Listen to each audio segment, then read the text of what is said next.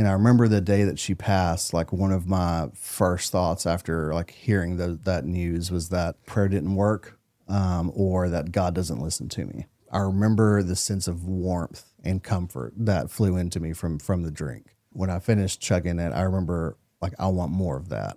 The amount of OxyContins that have been snorted off the back of Nickelback CDs in Ford Rangers is probably astronomical. Keith had this like, amazing personality and joy about him.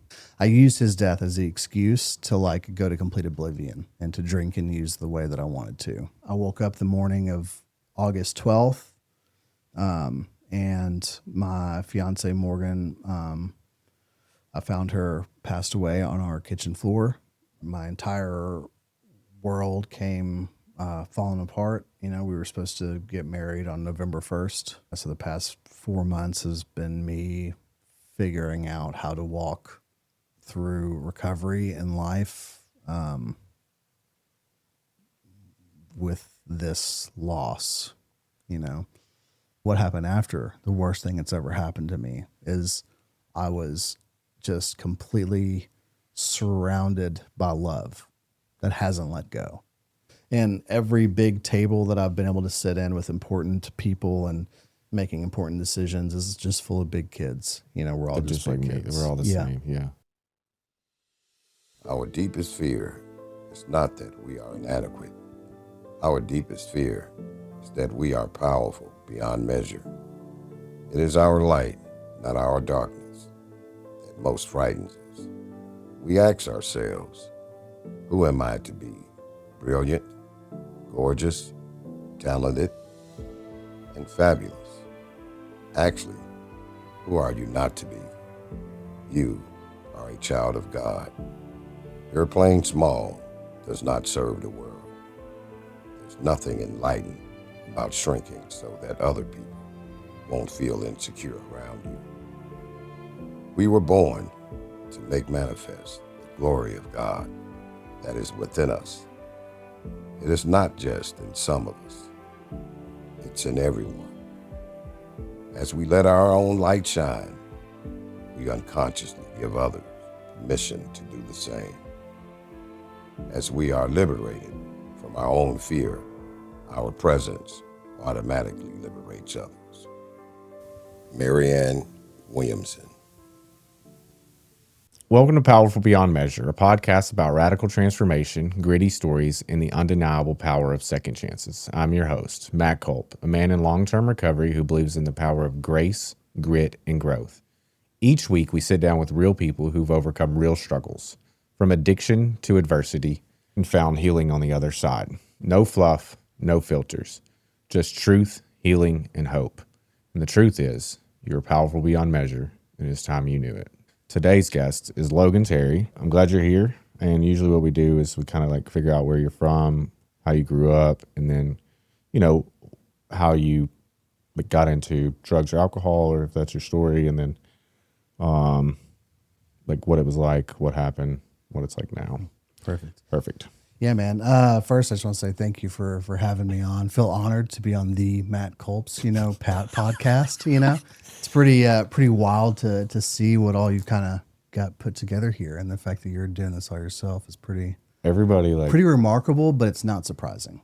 Put it that way. If you know me. Yeah. Everybody that's came in here has been like, dude, I didn't know it was like this. Yeah. I mean, you've got like all the things, This isn't just some random dude with an iPhone. Yeah. That's you've done good. I've got better and better at it. Did you have to renovate this wall? This wall first? Yeah, the wall was first. Yeah. Yes. Yeah. How long did you stare at the wall? I didn't. Deciding on what to do now? I just, boom. You just Pinterest it? Nope. No? You did good. I have some talents. You did good. That was a door and that was an opening. Close it all in. Well, now it's a little studio. But yeah. So you want me to just kind of go over my story of like how I got here as it relates to my addiction and kind of go from there? Yeah. Perfect. Well, yeah. So I'm Logan Terry. I'm 33 years old. I'm a person in long-term recovery. How I got to be in this seat today is, I starting back when my childhood, there's nothing really cool or crazy to talk about there. Like some people have some really traumatic or dramatic stories about their childhood. I don't really have any cool stories about that. I feel like I was very fortunate and that prior to 13 years old, I had like a normal upbringing for the most part. Like I grew up in a town called White House, Tennessee, which is like back then was like your picturesque small town. I grew up in a middle income household. My mom was a nurse since I can remember, and my dad was a traditional Methodist pastor. Didn't play a lot of sports or anything. I tried a lot of sports growing up, but nothing ever really panned out. I was always the kid that was like really competitive, but not coordinated or athletic. And so sports didn't really, I didn't do very well in any sport that I tried. But Did you like being on the team? I liked being on the teams. were you I liked like being a on the teams. fun guy? And in high school, my freshman year and in middle school, I did play football. But I was only good at that because I was angry. Once I became, 16 years old and the other students became 16 years old and they started getting taller and I didn't, and they started becoming more athletic and I didn't, that was whenever I just stopped trying the whole sports thing altogether. And things did get worse around 16. So there's a correlation there, Yeah. But everything was fairly normal until I was 12 or 13. At 12 years old, my grandmother, who had kind of helped raise me, she watched me while my parents were either, working or in school. And she was kind of like the I think it's a patriarch, right, of our family, whatever the matriarch, whatever. She was like the leader and the head of the house of like our whole extended family, Yeah, I have one of those. Yeah, and so she passed away pretty suddenly. Like she got sick, and within like several months or however long it was, there was a pretty quick decline, and then she passed away. And that was kind of the beginning of my life kind of taking a turn for a multitude of reasons. I remember whenever my grandmother got sick that I started to, I would go to my little closet in my bedroom and I would get on my knees and I would pray to God for her to be healed or cured or whatever it was. And I remember doing that, multiple times. And I remember the day that she passed, like one of my first thoughts after like hearing that news was that, prayer didn't work, or that God doesn't listen to me. And that was kind of like the beginning of me, as a child, not relying on God or believing or knowing if God was real. Really started to question that and everything else. And, that when she passed, that's whenever, it kind of like, it really tore the family apart in a multitude of ways. My mom was grieving pretty heavily. She had a series of losses, like right back to back to back.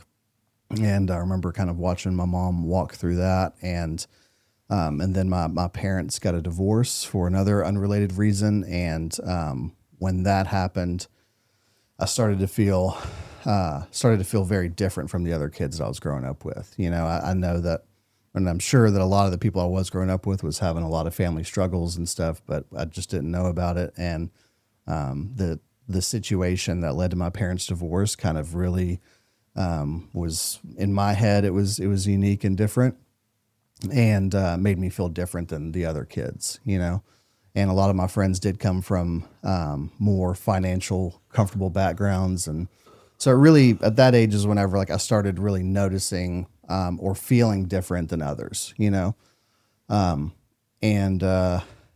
back then there was this show on MTV called The Real World, and that I was watching.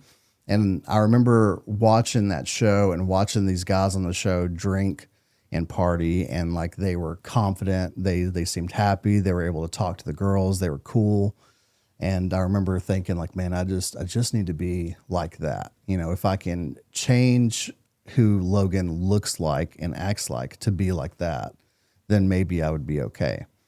And I remember having that conscious thought at like 13 years old. And, but I was still a nerd. And maybe I still am to this day, but I went to a Renaissance fair that summer. And at the Renaissance fair, we came back home with glasses. They're called yard glasses, so they're these, I don't know the exact measurement, but they're like tall, skinny glasses that we brought back. And I convinced my friend, or he convinced me. I'm sure I was the problem, but convinced him that we should raid his mom's liquor cabinet. Sorry, Cindy Rice. And we poured half. We stole the Pinnacle vodka out of the liquor cabinet. Does she know? She definitely knows that I had issues. I don't know if she knows that that's the first time. Oh, okay. But I doubt she'll watch this. But maybe she does. If she does, sorry, Cindy. But I poured half of that yard glass full of vodka, and then the other half with Diet Coke.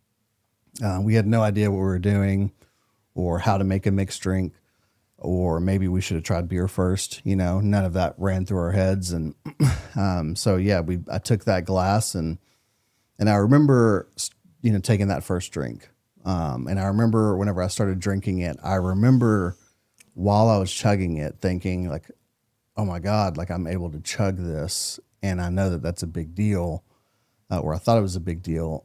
And I remember thinking that, oh man, maybe I have the same thing that my grandfathers had. Right. Cause the only thing I knew about alcohol and drugs was that both of my grandfathers were alcoholics, on both sides of my family. And I remember having that conscious thought as I was drinking it, but then immediately what happened is that there was this, I remember the sense of warmth and comfort that flew into me from the drink.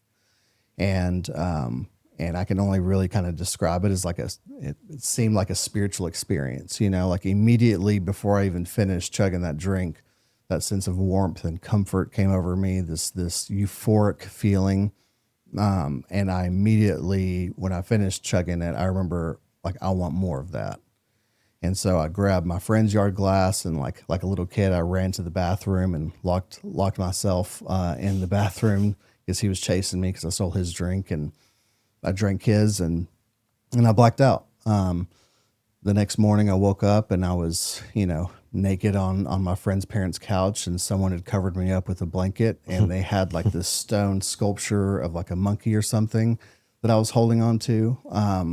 And I remember waking up thinking that it was hilarious, and that stone. Yeah, monkey. It was like, yeah, I mean, my memory's not perfect on that, but it was like a little monkey, Okay. thing. Yeah. And woke up holding that, and remember thinking that like that was hilarious, and that I'm just like the guys in the real world, And so started chasing that feeling, and as much as a 13-year-old can get alcohol. I mean, we had some friends with older brothers, and I feel like I was really kind of leading the charge in my little friend group on that, and a lot of my other friends were starting to drink at the time, and so we chased that as much as we possibly could. Fast forward to 16 years old, in White House, that was whenever the pain pill epidemic was like really kind of starting to take hold. So this was 2000. Yeah, probably like 2008 or so. Yeah. So I graduated in 2011, and I was 16 years old, and driving a pretty cool 1999 Ford Ranger, and I remember being introduced to OxyContin. I mean, there is no other car you're introduced to OxyContin in, other than like a Civic, Yeah. Definitely Ford Rangers. I mean, the amount of OxyContins that have been snorted off the back of Nickelback CDs in Ford Rangers is probably astronomical, Insurmountable. Yeah. And so I was introduced to OxyContin at 16. It wasn't like a taboo thing, or didn't seem like I was like taking like another step, like above drinking, right? Just seemed like a normal high school thing. It did. Yeah. Cause I mean, it was like, that was what, I don't want to say that what everybody was doing, but there was a lot of people, a lot of my friends' brothers that like were doing that. Like all the older kids were kind of doing Roxy's and OxyContin. And so I remember, snorting it for the first time, and the feeling that gave me completely, I guess it was 20 times better than anything that I felt from alcohol. And not only that, like when I was drinking, people could tell if I was drunk. They could smell it on me. With this, a lot of people didn't or couldn't recognize the signs and symptoms. So I thought, and so then I started doing that as much as possible. I remember I got a job at Chuck E. Cheese, in Rivergate, Tennessee, working in the kitchen and as the rat, where I'd have to dress up as the rat. But I got that job so that I could pay for the pain pills. Yes. Yep. There was a guy in the same high school that worked in the kitchen. And, I was like, I really need to get a job. Like I want to be able to pay for things, and, yeah, so he got me a job at the Chuck E. Cheese, Was the rat job fun? No, it was terrible. It was awful. If you can only imagine. No, that seems fun to me. Yeah, no, it was pretty bad. It was pretty bad. Is it hot in there? It was very hot in there. Yeah. Yeah. And a lot of kids are mean, they were I remember kids being mean, but yeah, so, I mean, that started the escalation of my drug use. I felt like I was, I was really kind of able to get away with it. I didn't really have a whole lot of consequences as a result of like my drinking and partying and drug use back in high school. I think the local police department knew, and they were kind of on to me. I remember them searching my car quite a bit in high school. But I didn't get charged with anything. I didn't get caught with anything while I was in high school.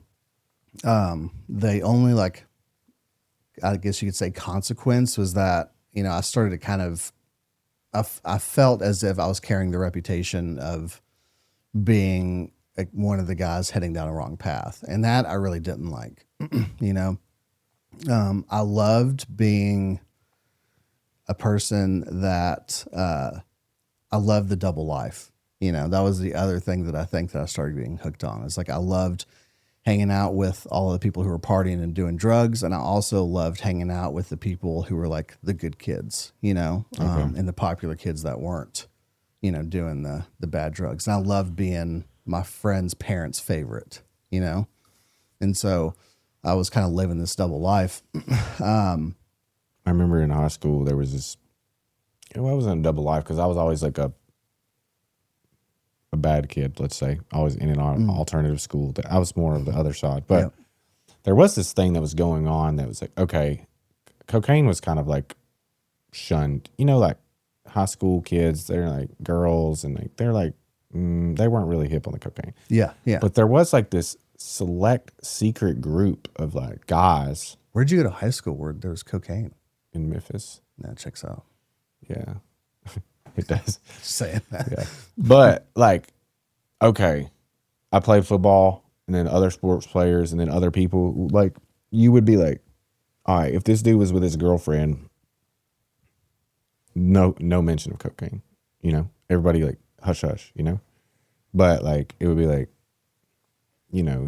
text him on the razor phone and be like, there's blow in the bathroom, like it was like a secret little like double life situation going on that was kind of cool, but like we would be at parties and like buy a bunch of cocaine and we'd be partying out, and then like the next weekend that people would show up with their girlfriends at these parties and be like oh, he was, no, we don't want to talk about it, like it was like a secret life, it was weird.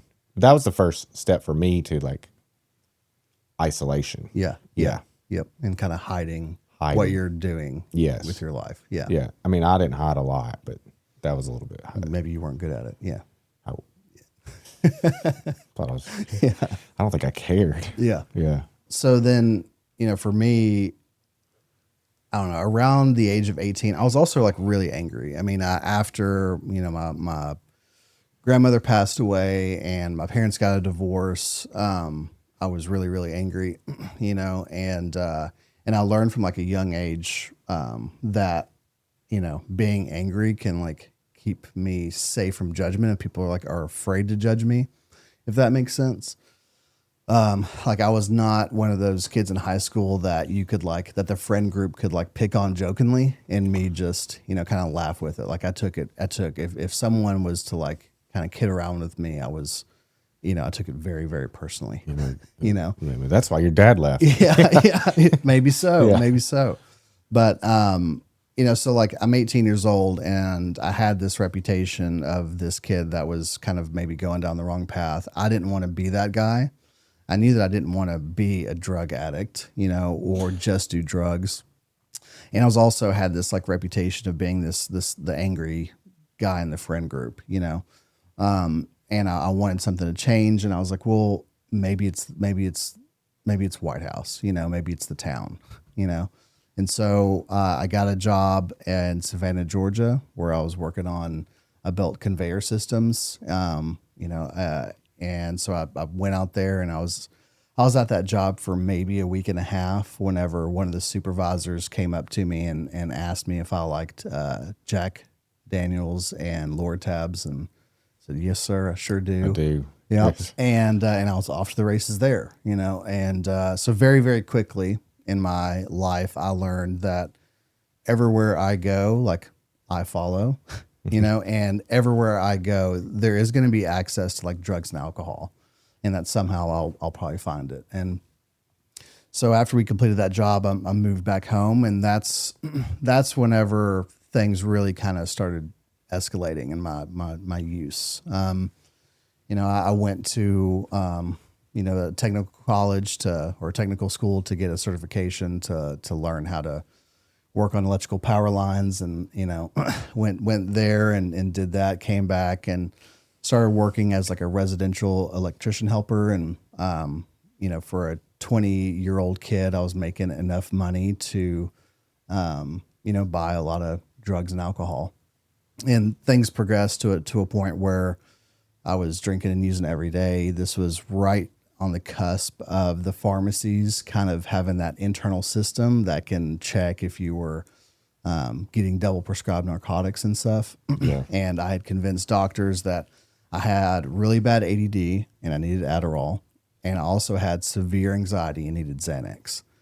And so I had 2 Xanax prescriptions, an Adderall prescription, and I was buying pain pills. And so that's me at 21 years old. And Were you selling the ones to buy the pain pills, or were you doing all that? sometimes, no, I was definitely doing all of the Xanax. I was losing a lot of them and thinking that people were stealing them. I do remember that. That happened once a month at least, But no, man, I was pretty much taking all of those. I think I would sell the Adderall maybe here and there to kind of buy some more pain pills when I could. But so that's whenever my using really kind of started to escalate. And then, I'm 21 years old and I get a phone call that my best friend growing up, Keith, had passed away from a drug overdose. And I remember getting that phone call and falling on the ground, and just being overcome with grief and anger. And I remember slamming my fist on the ground, crying, and asking God why it wasn't me. Keith had this amazing personality and joy about him. And I'd always felt like I was just this grumpy old man, that was miserable. And, but I mean, his death really kind of it really kind of took my grief, I guess, to like another level, and it took my addiction to another level. His death, I used his death as the excuse to like go to complete oblivion and to drink and use the way that I wanted to. And several months after that, I had another friend named Jake who had went to rehab for the first time. It wasn't his first time in rehab, but it was the first time that I knew of that a friend had went to treatment. Like I didn't know really what that was, other than what I'd seen on this show called Intervention, And so, but he was the first person that I knew that actually went to treatment as an adult. And I remember he got out of treatment, and it was maybe, I don't know if it was the day he got out or within the week of him getting out, he came to visit me, because every freshly, newly sober person in their 20s thinks that they need to go save the world, or at least I did.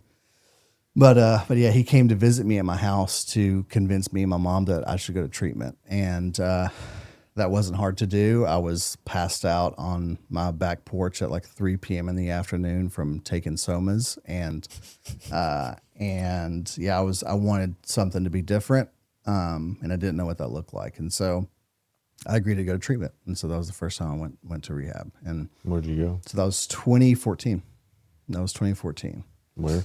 Yeah. And I wish I could say that that was the beginning of my life of long-term recovery. Your 11-year stretch. Yeah, but that's not what happened. So, but what did happen while I was there was that two men came into that treatment center from something called a H&I, Hospital Institutions Panel of Alcoholics Anonymous. And those men shared their story with us, and they read out of this book that I thought looked like a Bible. And I remember when they first started talking, I was like, this is weird. You know, this is real. This is one of that churchy shit. Like I'm good.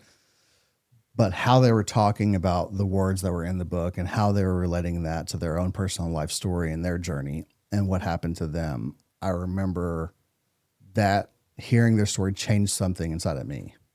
And I believed that they believed wholeheartedly in their experience. I knew that those men were there altruistically, which, to be honest, I didn't know what the word altruistic meant back then. But like, I knew that those men were there for no other motive other than to help the people that were there at that treatment center with their alcoholism and addiction. And that was like the start of me really being intrigued and believing that there was a solution to not just my alcoholism and my addiction, but for the reason why I'd always felt the way I did on the inside. And I believed that there was a solution.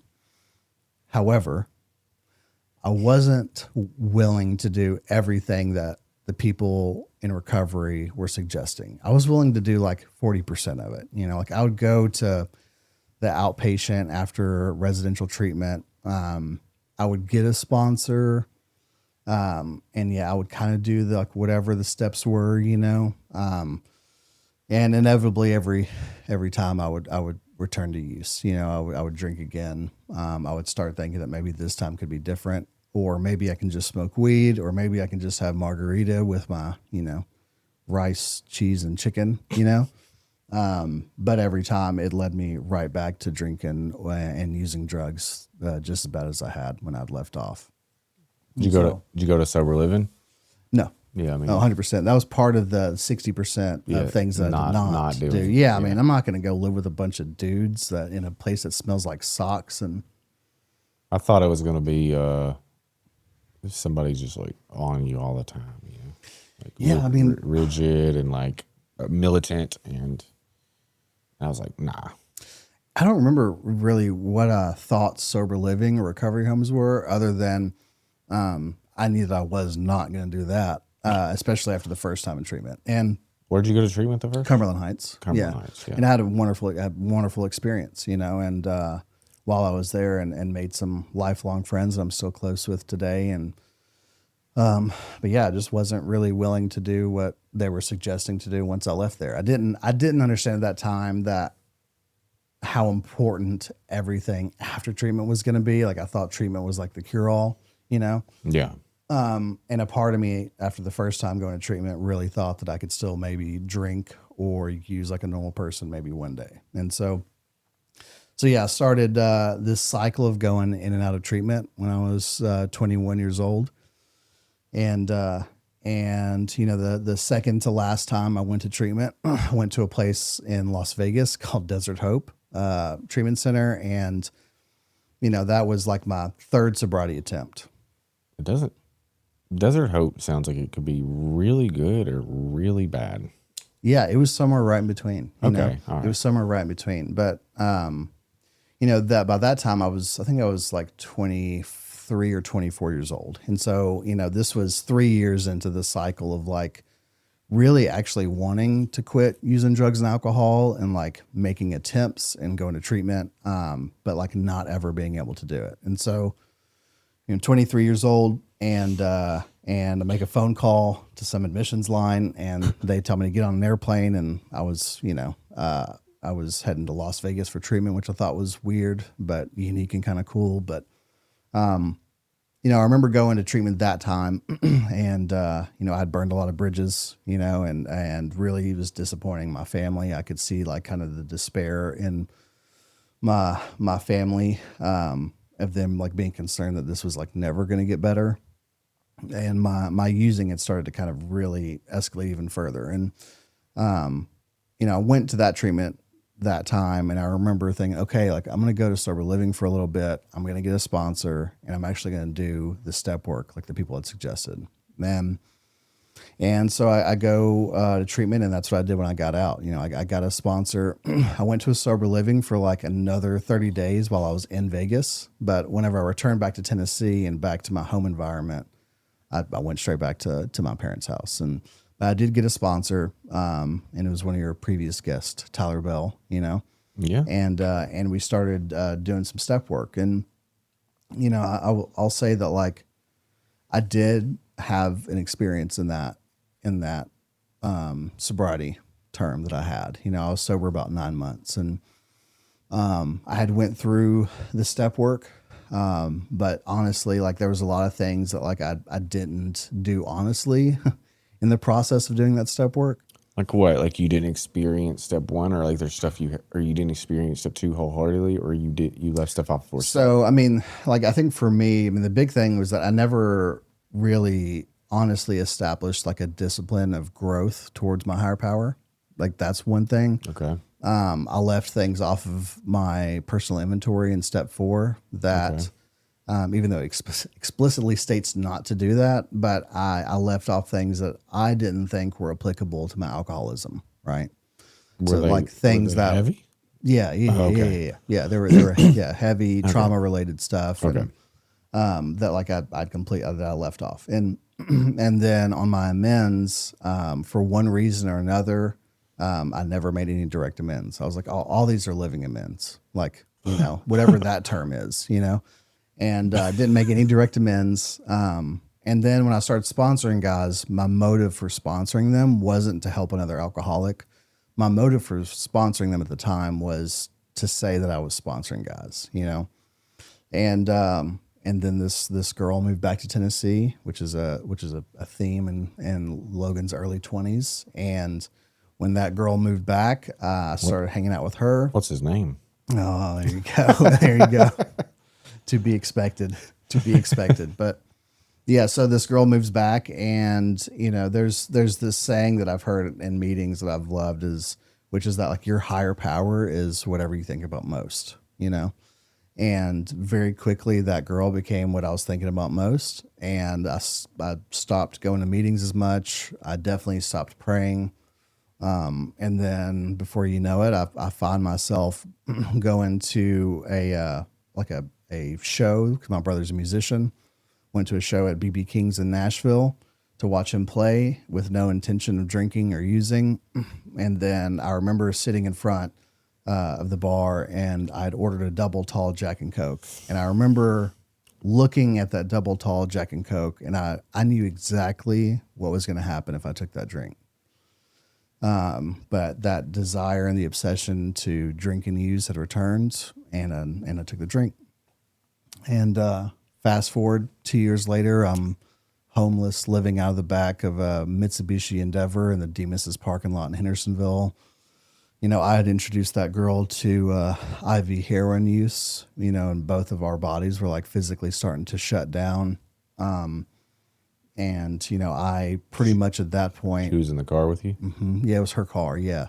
I'd sold my car, or I'd gotten a title loan out on my car, and then my drug dealer rear-ended me. So I'd lost my car, and we were living out of the back of her car at the time. That's an insurance claim. Yeah, well, we got the money. Oh, you get the money? Yeah, we got the money. Okay. Yeah, lasted 2 days, Okay. But I don't know anything about it. yeah, it wasn't good. It was no good. Never happened. But yeah, so homeless, living out of the back of the car. I had given up hope at that point. Like, man, I've tried the treatment thing. I had tried the AA thing. For whatever reason, none of it worked for me. I'd given up. But that girl, she wanted to get help. But she didn't have the resources like I did. She didn't have any insurance. She didn't have any family resources. And so we start calling around to a bunch of different places, and, we called Tyler, everybody that I knew that worked in the industry. And someone had recommended that, well, if she doesn't have insurance, then really her only option is to go to the hospital and say that she wants to harm herself, and then they will keep her, and then they will have to get her a bed at a treatment center. So that's what she did. And that was December 31st of 2017, whenever she went into the hospital. And so that night, there I am, and I'm alone for the first time in a long time. I had a little bit of cash, and so I bought the same amount of dope that her and I would typically use over the course of 2 days.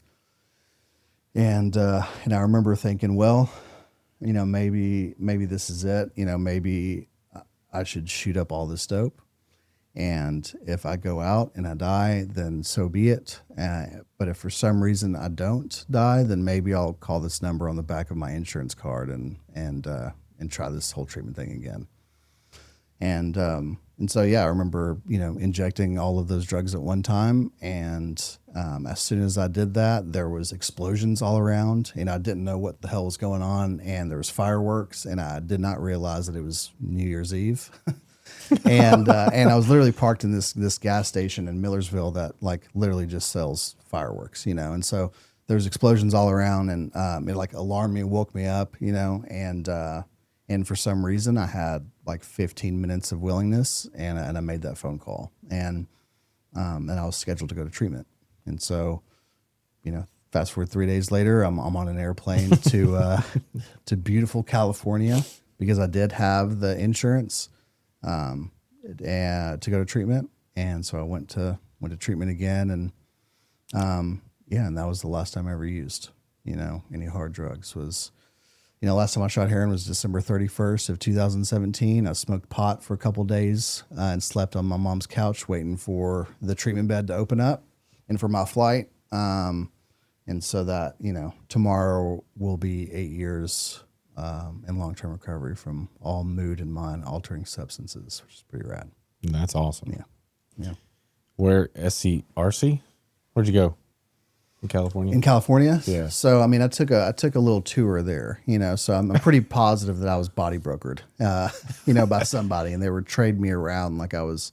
Yeah, the Blue Cross Blue Shield, huh? I had that sweet Aetna PPO insurance policy, which I'm grateful for. Out of state. Yeah, that's right. Yeah. So, yeah, they, flight was all inclusive, and so, yeah, I went to a place called Milestone Detox, which is in Orange County. And then after that, I went to a really wonderful residential treatment center called Serenity Lodge. I've heard of it. Yep. And that was a wonderful place. And I remember being on the plane, and I told whoever I was talking to on the phone that like, I don't need to go to a 12-step program. Like I've memorized this big book. I think I need to go to a place that's going to teach me how to meditate and do yoga. And they're like, yep, sounds good. Yeah.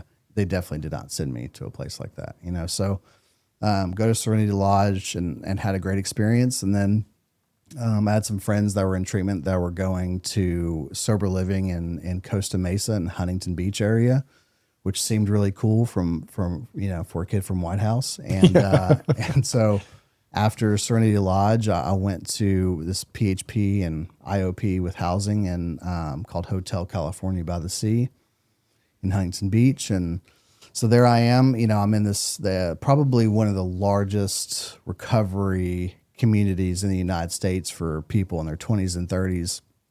And I was there for 90 days. And then a friend from Nashville that had gotten sober 2 years before, he was living in another part of California called Thousand Oaks. And, he found out that I was in Orange County, and he was like, hey, I'm going to come down and visit you. I was like, cool.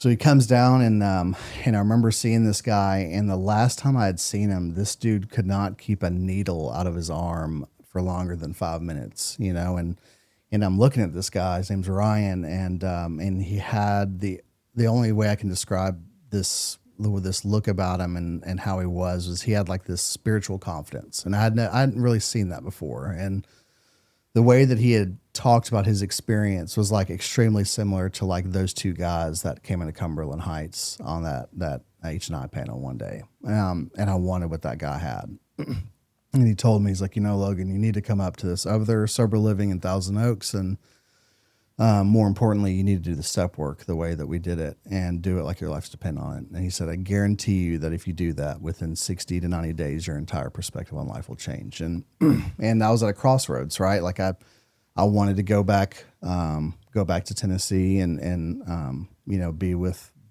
that girl. But I knew that if I did that, that would probably be the absolute worst thing for both me and her. You know, she was super unhealthy. I was super unhealthy. And so I made a decision to move up to Thousand Oaks into that sober living. And, you know, when I arrived there, I was immediately introduced to my first sponsor, Jim. And that's, you know, I really credit my experience in that sober living and with that sponsor to like why I have the life that I have today and why I didn't return to use, you know. I fell in love with recovery housing. You know, the home that I was able to get into, it looked like a home. It felt like a home. It wasn't like a recovery frat house like I had seen in other places in Tennessee at the time. And everybody was held accountable to be progressing in their recovery work with either a sponsor or mentor. And so like everybody in that house was rowing in the same direction towards recovery. And yeah, so then I went through the steps with that sponsor, and yeah, I mean, man, my life completely changed. You know, I went through step one, and it wasn't hard for me to know that I was powerless, that my life was unmanageable. Like on paper, that was pretty evident. And when it came to step two, which, you know, coming to believe that a power greater than ourselves could return me to sanity, that's whenever I hit like a little bit of a roadblock. And, you know, that sponsor told me to stop overcomplicating it and just start having an open dialogue with a higher power, even if you don't know what it is or if you don't believe in it. And so I started praying, you know, and that I feel like that's whenever, you know, I started to feel different. You know, my life started to look different on the outside before then, but like on the inside, things started to change whenever I started integrating this prayer to a God that I didn't believe in into my morning and night routine. And, you know, went through the rest of the work. I made direct amends. You know, that time I didn't leave anything out of my inventory. I was tired of being the reason that recovery wasn't working, you know? And by that time, like I had no delusion that it was anyone else's fault or anything's fault other than in my past attempts, other than me, you know? And so I held nothing back going through the step work, and I did it as quickly and thoroughly as I possibly could. I do remember getting to my 9th step amends and being like, yo, am I gonna have to go home? He's like, 100% you're going home, you know? So I had to fly back to Tennessee and made 32 amends, 32 amends. Yep. Mm-hmm. One was to Davidson County Courts. Started reading off this very well prepared amends script that I had for the judge. To the clerk or to the judge? To the judge. Okay. Yeah. And he told me to stop reading it. And then I just went to jail for like 2 days, you know, but it was, you know, I remember getting out of, and I thought I was going to have to be in jail way longer because it was for an FTA and I was on probation, and I had never once peed clean for that probation officer. And I was certain that they were going to keep me. And for some reason or another, they did not violate my probation. They did not keep me in jail longer than, it was like maybe 24 to 48 hours. And I remember getting out of jail and calling my sponsor and telling him, oh my God, like they let me out. You know, he's like, we'll head to a meeting. I'm like, God, I knew you were going to say that annoying shit. But I remember driving to that meeting and being overwhelmed with this sense for the first time ever in my life that everything was going to be okay. And that was like a joyous feeling, you know? And so, yeah, I went through the rest of the, you know, steps 10, 11, and 12 and started sponsoring people for the right reasons, which is to help them. When I started sponsoring guys, I mean, I had nothing to offer them other than the knowledge of like how to do the 12 steps. I had no money, no car. I had, of course, gotten another girlfriend by that time. And she was having to give me rides to meet with my sponsees. But, you know, I made a lot of mistakes in my early recovery. You know, I feel like I did a lot of the stereotypical things that guys in early recovery do. Date girls from meetings. Oh, no, I was dating a girl from the women's recovery home across down the road. Oh, you know, that one. yeah. Same organization, the owner of the recovery homes is my sponsor, is completely against the rules, and yeah, completely did that. Boundary crosser, I see. Oh yeah, all the boundaries. And but yeah, I think the only big key difference is that regardless of everything else, is that recovery was going to be my number one priority. Yeah. And the disciplines, right, that I was learning, that the praying every morning, every night, doing a 10-step inventory when things came up, and then doing a nightly inventory and trying to grow consciously, giving some dedicated time to my step 11 practice, and making sure that I'm always sponsoring guys regardless of what I have going on. And that experience is stuff that I've like kept true today. I'm by far not the best AA, as people say, but I've struggled, but like I've been able to maintain a life of recovery because of those disciplines and because of the way of life that I learned there. And so, yeah, I mean, it's pretty great. And how we get to the point where like I met, Mr. Matt Culp here, through recovery housing is because of that. Matt. Matt Culp. Yeah. Because of my experience, I did fall in love with recovery housing. I became obsessed with it while I was in California. I knew that one day I wanted to open up a recovery home just like the one that I went to. And I also knew that I wanted to find a way to like honor my friend Keith, who had passed away. I wanted to honor his memory in some way. I didn't know what either one of those two things looked like.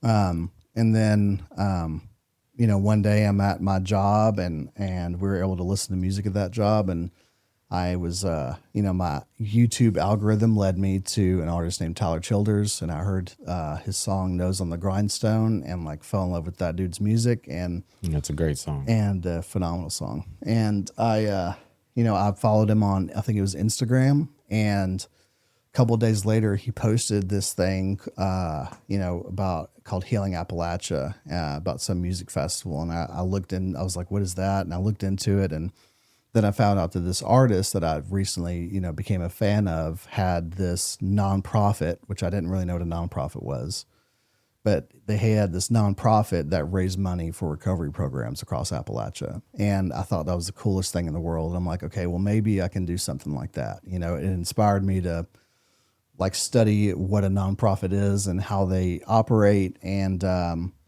so then, fast forward to 2021, I had stayed working in the recovery field. I ended up becoming a house manager first, and then running as a program manager the 3 homes that the owners of the sober living that I got sober in had. And so I moved back to Nashville in 2021, and with a real specific purpose of opening up recovery homes like the one I got sober in. You moved back with a purpose for sure. I did. Yeah. Quick. It was quick.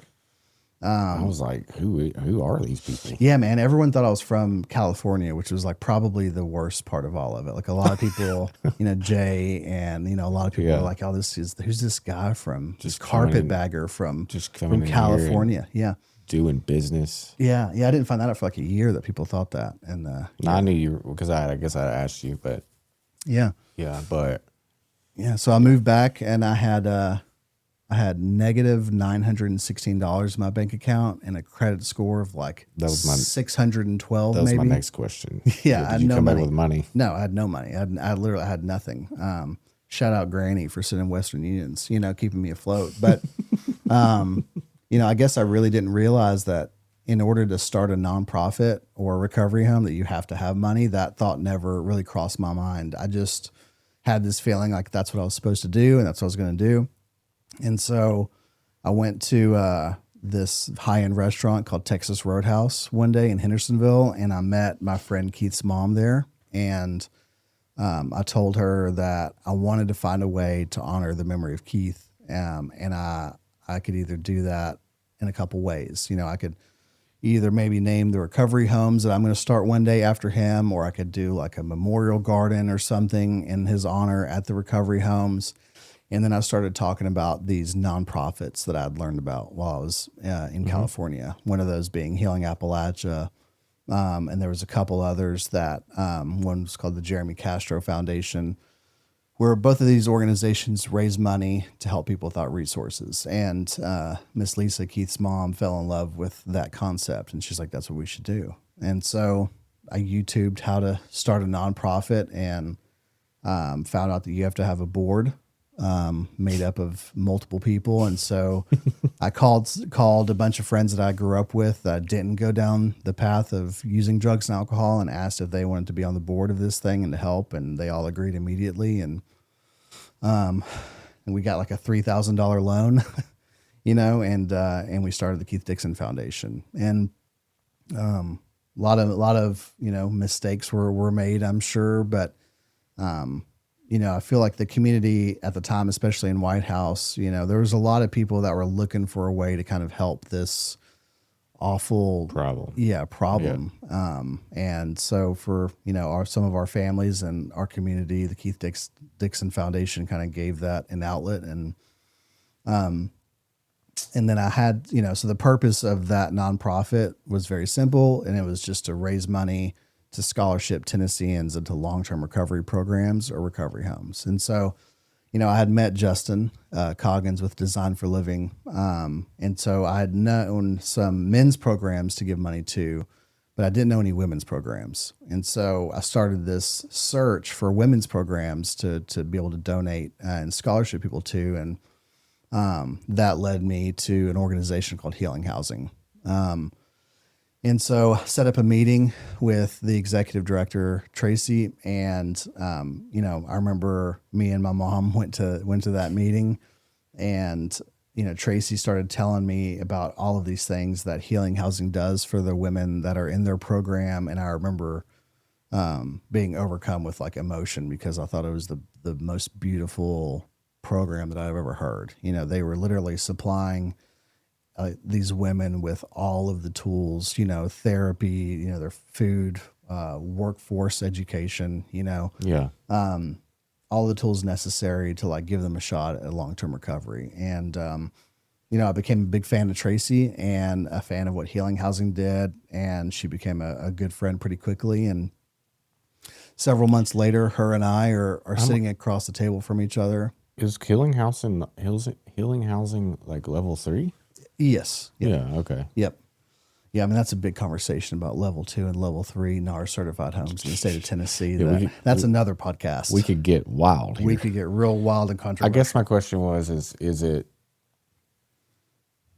does insurance pay for the therapy? No, it is literally all covered by, this also could be an infomercial for Healing Housing, because I'm such a fan. But they have a wonderful donor base, and like Tracy, she's a good friend now, but I would have said this before she was a friend. She's the best, nonprofit executive that I've ever known personally, and has really kind of like built a great donor base. And I know a few graduates from there, and they do great.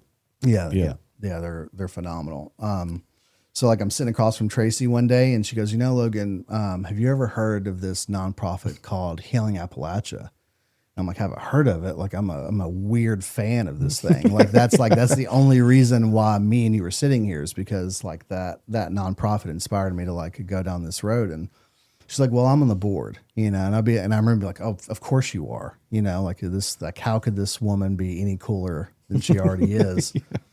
And so that kind of like began, my relationship, I guess, with the organization, Healing Appalachia, so that year they decided that they wanted to do a collaborative event with the Hello in There Foundation, which is the John Prine's family's nonprofit that raises money for mental health initiatives and other community-based initiatives. Okay. And they were going to do a one-night concert in Nashville, and they were going to donate 4 $10,000 grants to organizations in Middle Tennessee. And so I get a phone call from Tracy saying that the Keith Dixon Foundation was going to be awarded $10,000 from Hope in the Hills, Healing Appalachia, and that Tyler Childers and Jason Isbell were going to play, a benefit concert. And I'm sitting there looking at a Tyler Childers and Jason Isbell poster in my apartment at the time. And I'm like, this is like the coolest thing ever, And so fast forward to that night, I think I embarrassed myself on stage, made a stupid joke. They gave me one of those big checks, and I made like a stupid joke about What was the joke? depositing at. I was like, oh, I think you can't deposit this at Regions, and I guess, like that's what I could come up with to say. That's a good joke. Yeah, and then I found out years later that I wasn't supposed to take that check home. They were supposed to reuse that check, but I took it. Like, it never occurred to me that I was supposed to give that thing back. You were really taking it to Regions. Oh, I was taking it. It's been in my house ever since. Yeah.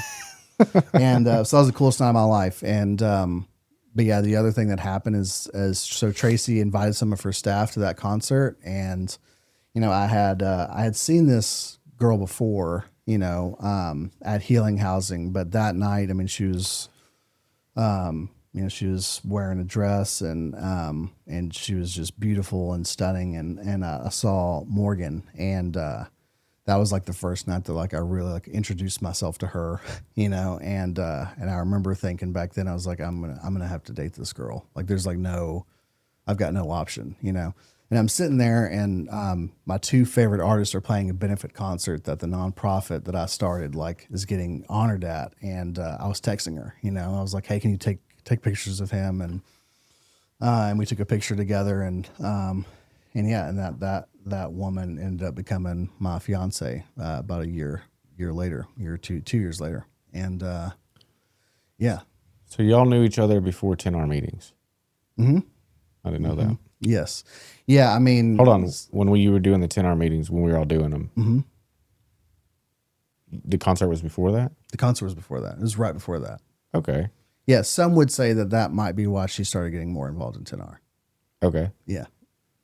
I guess the first time she came, I didn't realize, like, it didn't give that vibe, Yeah, we were definitely trying, because I was like, okay. I was the chairman of that organization's kind of like right hand at the time. Mm-hmm. And if she picked up on what was happening with me and that girl, she would have, probably had some words with me about that, so. Susan. Yes. Okay. Yeah. Who cares? Yeah. I was trying to hide it. I respected going to give us words anyway. Yeah, she's 100%. And she definitely did. But like, yeah, I mean, we were. Actually, I think I remember her being, I mean, it might have been like down, I don't ever remember. I remember her being supportive. Oh, yeah. She 100% was. Susan's she was tough, but she also like believed in love. Yeah, she did. Yeah. She definitely did. Yeah. But, yes, I mean, that kind of started my, extreme interest in the woman who later became my fiance. And so, I can say that night was like the coolest night ever. I got to meet a lot of members of the board there of Healing Appalachia. And yeah, so fast forward a couple years later, I had continued to work in the, field of, or whatever, however you want to say it, the recovery field out here, and various different ways. I had learned how to write grants pretty good. I had some really good mentors. One's Kyle Duvall, one of the best grant writers in the state. And my, I gained a lot more professional skills. And then I get a phone call from Tracy saying that Healing Appalachia, Hope in the Hills,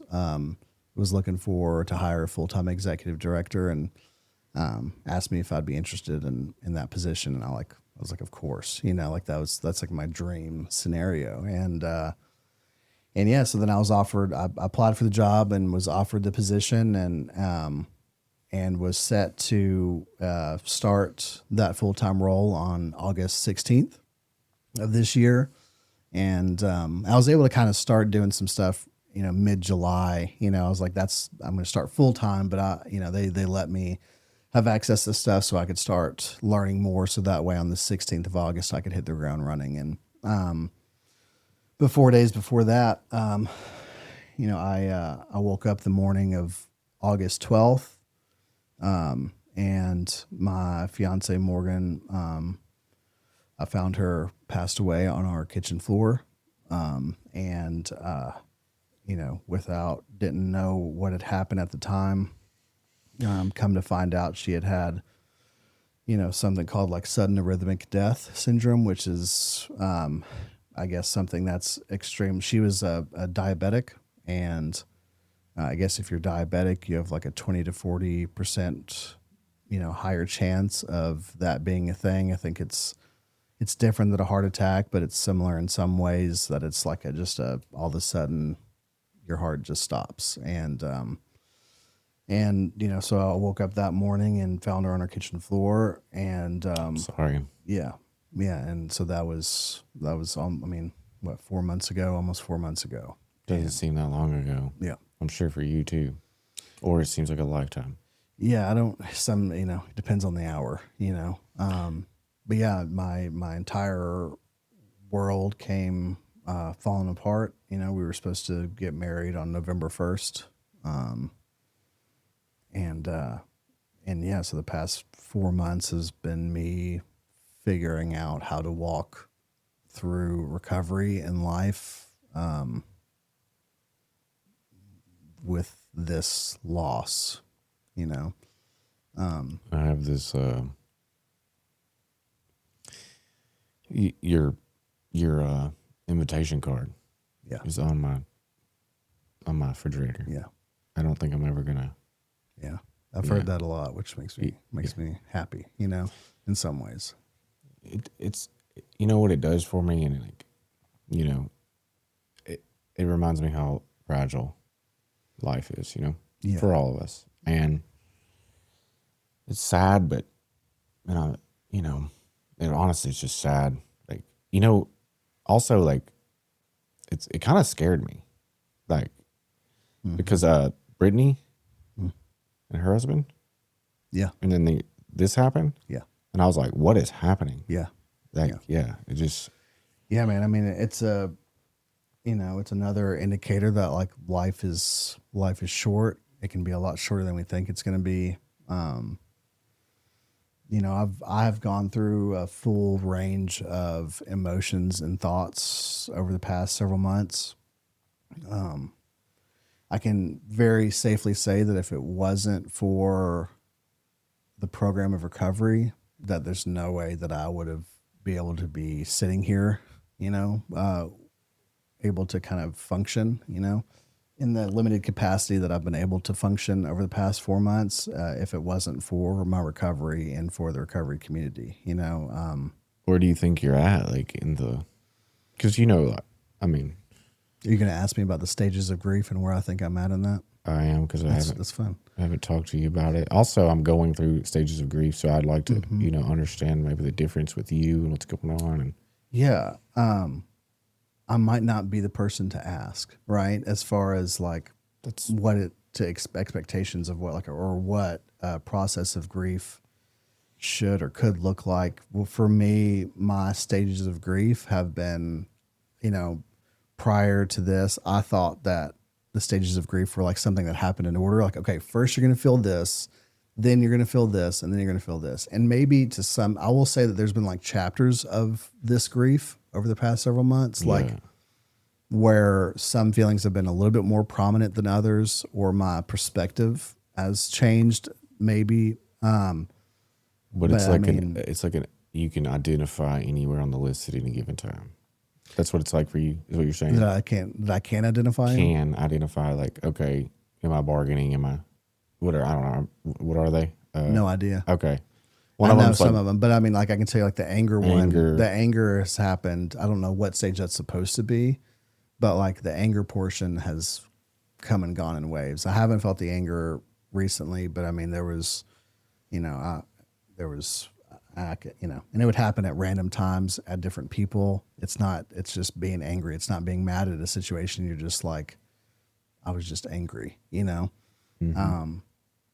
I've felt, I think the only way I can I've thought about how to describe what walking through this grief has been like, but it's like if I was a glass of water and someone was to put like blue dye in my water, like now that's me. It's like it has consumed, it has been all consuming, and is always there. It's never not there. There are mornings where I wake up, and it's literally the first thing that I think about is the fact that she's not here anymore.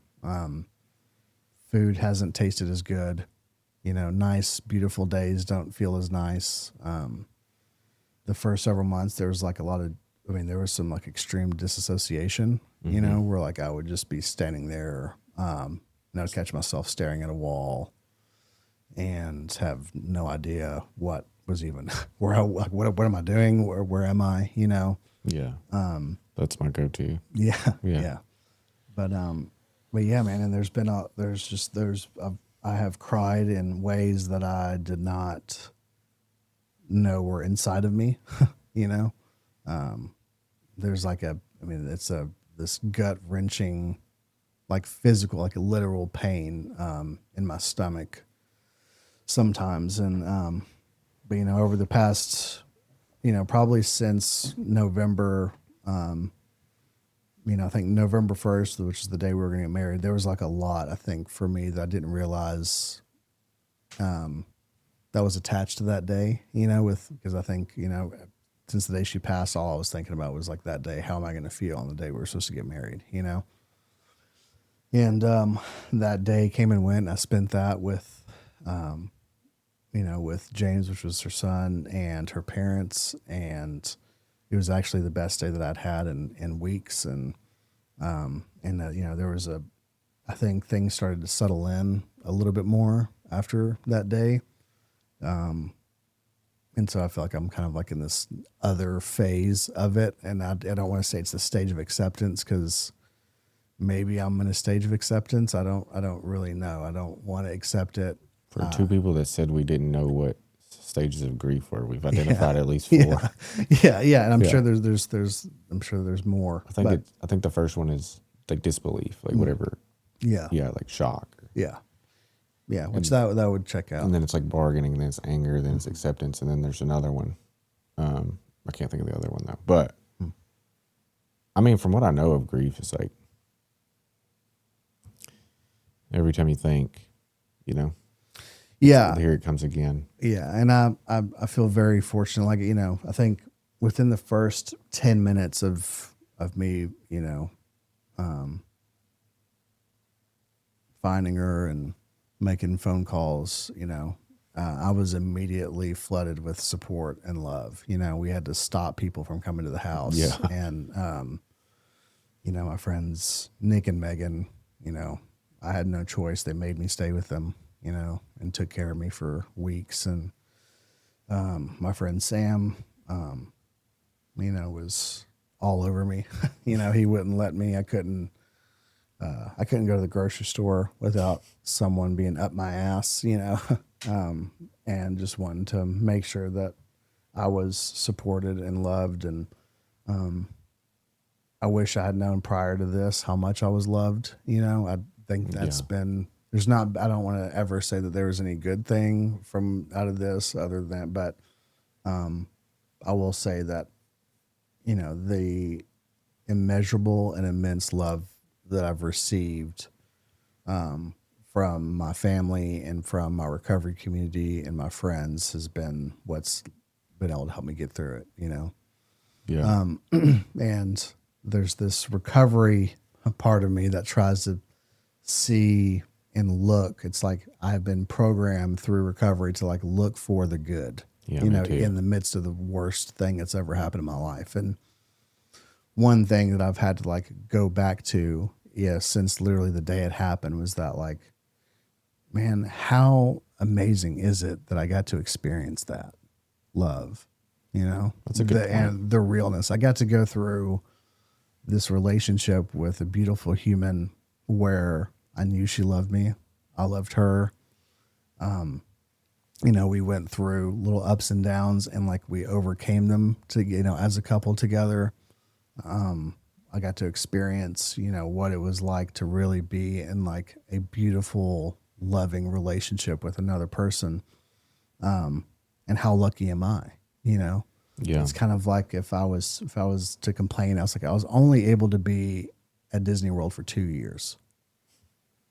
Yeah. And, you know, it'd be way cooler if I could have been at Disney World longer, but man, I got to be at Disney World for 2 years. And that's how, at times, I think about it, you know, is how fortunate I am to have had that. And when you were talking about meeting her earlier and like that experience, and I was thinking about what we were talking about before the cameras were on, and like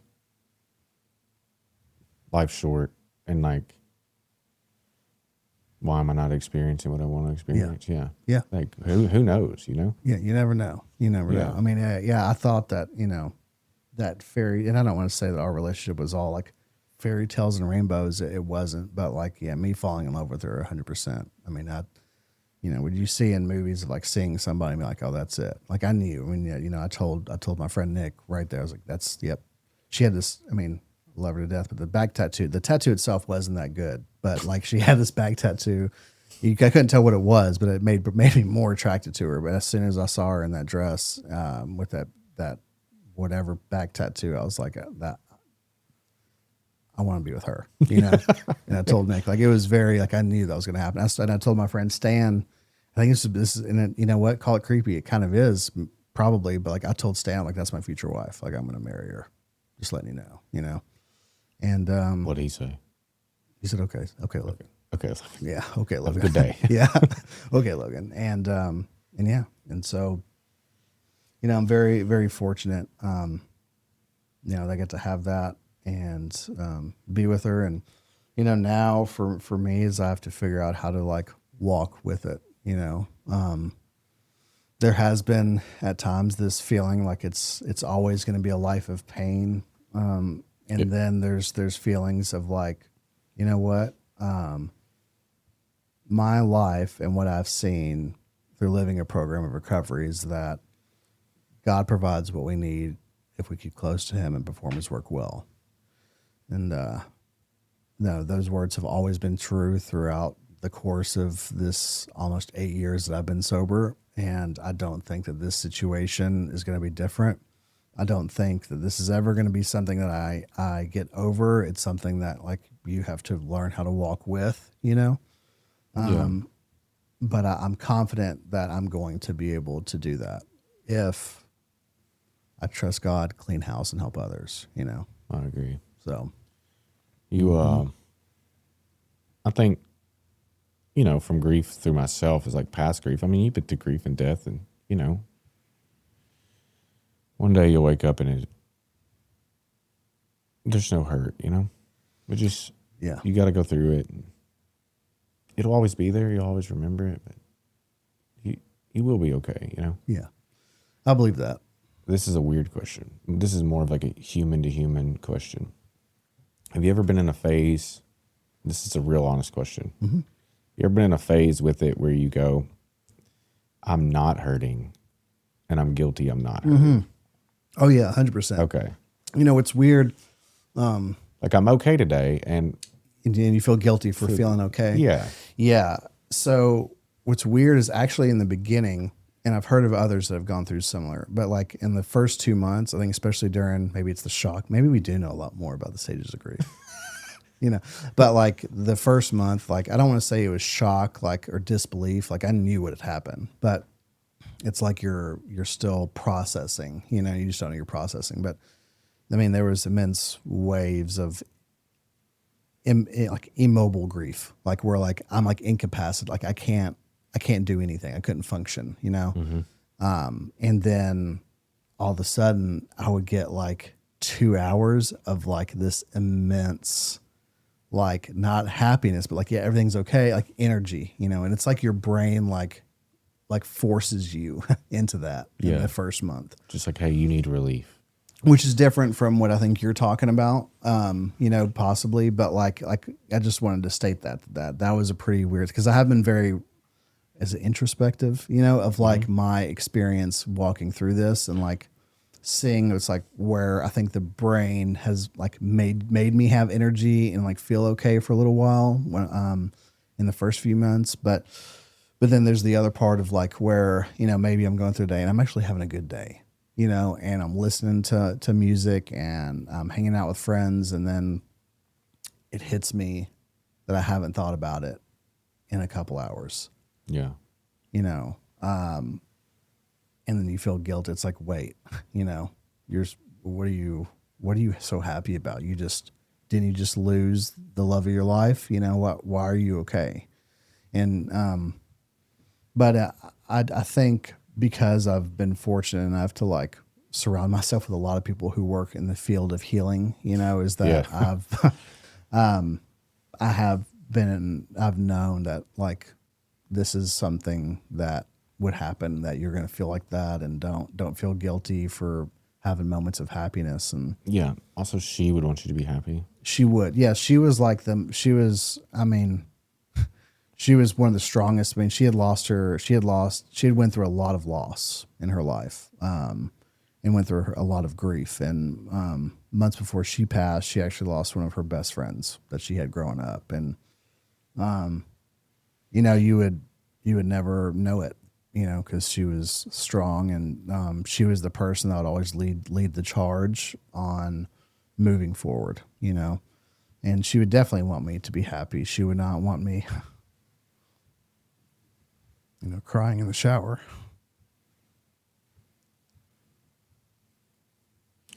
And not being able to make a cup of coffee without thinking about her. But, so I remind myself of that. And,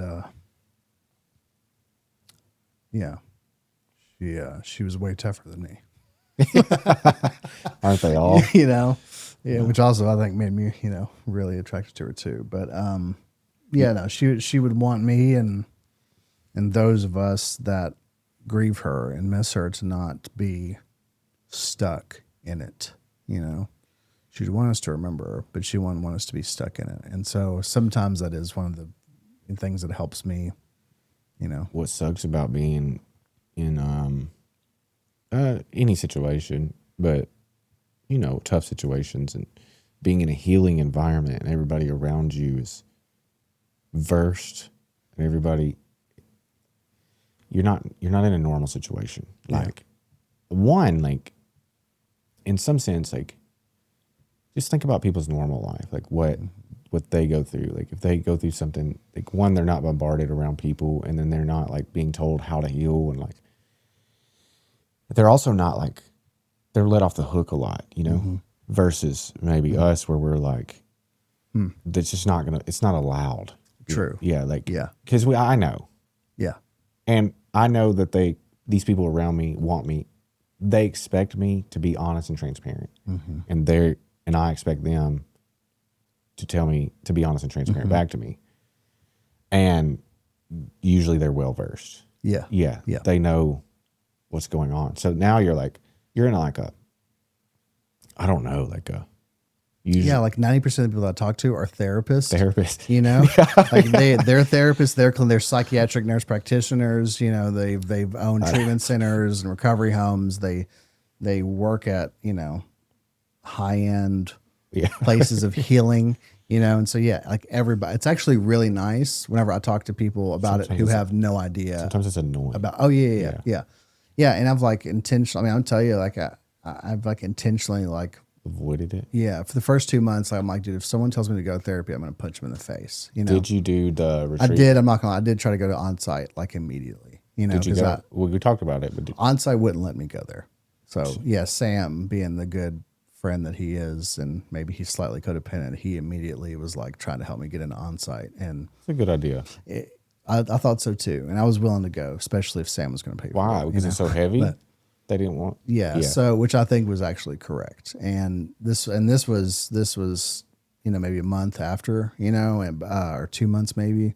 And they had told him that like literally it's too fresh. I'm still gonna be in shock, I'm like, I'm not in shock. What are you talking about? Like, I know what the fuck happened, but sorry for cussing, but I was upset that they wouldn't accept me at first. And then I realized that they were right. Like I would have hijacked the group, because a lot of stuff that people are processing have happened over time, or, this like just happened, and so, I wonder if you've experienced this, because, okay, you're in leadership, I'm in leadership. We're usually at the top of whatever's happening around us. I like to think so. Yeah. Sometimes I don't want to be, but during this, during my process of what's going on in my life, like, I'm glad that I'm in a healing environment, because I've really just been like, listen, I'm not going to overwork. Yep. I'm about to heal. Like, yeah. I'm going to, whatever is healing to me, I'm going to go do. And during that process, a lot of people have picked up the slack around me. Where they've been like, Matt, are you coming back to work? Yeah. Yeah. And I'm like, I don't know, you know? Yeah. Like I'm okay. Which is a beautiful thing. It's to a have beautiful people around you like that. It is, but it's weird because I'm always the other person. Yeah. Yeah. Yeah. But people like call, you know, and they're like, they want to check on me, you know? And I remember like, you know, in August, late August, you know, I called you and I was like, I waited to call you, you know? Thank you. Yeah. Cause I was like, that's all you've talked about. I know that's all you've talked about for weeks, you know? Yeah. But also it's kind of like, it's not like that's all of course that's all I'm gonna be thinking about, you know? I know, and, but and it's hard to, and you know, it has been interesting to watch how people try to be there for me or try to talk to me about it or not know, you know, nobody knows and there is no playbook for it, you know. there's no. But yeah, I mean, I think that's, you know, you talking about that reminds me of like how much like my business partners and the board of my, you know, the job that I have now, you know, like everybody has given me, which, you know, so much room to heal and a lot of grace and have picked up, it's like, it's like another just example of like love, you know, when I'm overthinking, you know, when I was overthinking about what we're going to talk about in this podcast, you know, and I'm like, you know, powerful beyond measure. And then I'm like, you know, love is powerful beyond measure.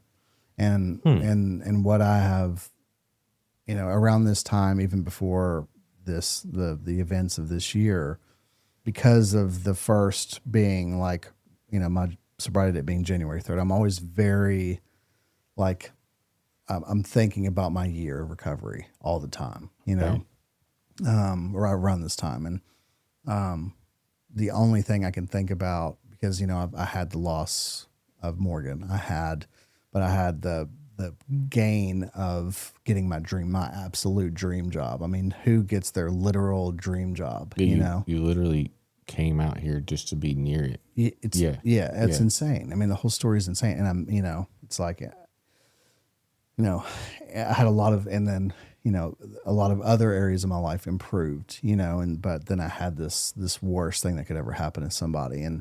But then what happened after that? Well, what happened after the worst thing that's ever happened to me is I was just completely surrounded by love that hasn't let go. And I've left this experience knowing beyond any shadow of a doubt that I am loved, right? In a very big way. And so when thinking about, okay, what are we talking about? Well, if it's powerful beyond measure, like there's nothing more powerful than love, you know? And that has been my experience of this year. To sum it up, is immeasurable, intense love. The loss of it, the gain of it. And that is like the biggest gift, and it's the biggest example of, I think, life in general and it's the most important part of it is the finding of love and the loss of it. You know. Have you ever heard the poem that this comes from? No. Have you ever seen Coach Carter? No. The basketball movie? No, I didn't watch stuff like that. No. No. Coach, no. But I will. I mean, I'll check it out maybe. It comes from, it's a line in this poem, and it's our deepest fear is that we're powerful beyond measure. Is not our light, not our darkness that most frightens us. And it's pretty much that sequence of poem going through. So pretty much, you know, that something inside of us is so powerful that we should never let it be dimmed or let other people bring us down. It's so powerful that our deepest fear is like that we're going to be fully successful, fully in ourselves, and that God's going to shine through us. We're afraid of that pretty much. I used to, my first 2 or 3 times I recited the poem, like when I spoke, it's a good poem. I like to do,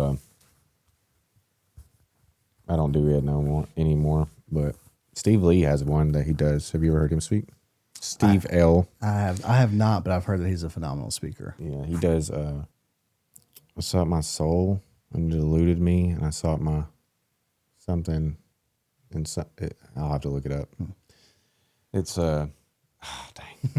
dang. Well, listen, I'm gonna take your word for it. That's really good. I hate that. I forgot that poem. Well, when you find it, just look it up. Send it to Son me. of a gun. I But- should put it right there next time. But I love the powerful beyond measure and the concept or theory that like our biggest fear is that maybe we will reach our biggest potential, or that our potential is always inside of us. I think that's definitely been the truth for me, and my recovery is.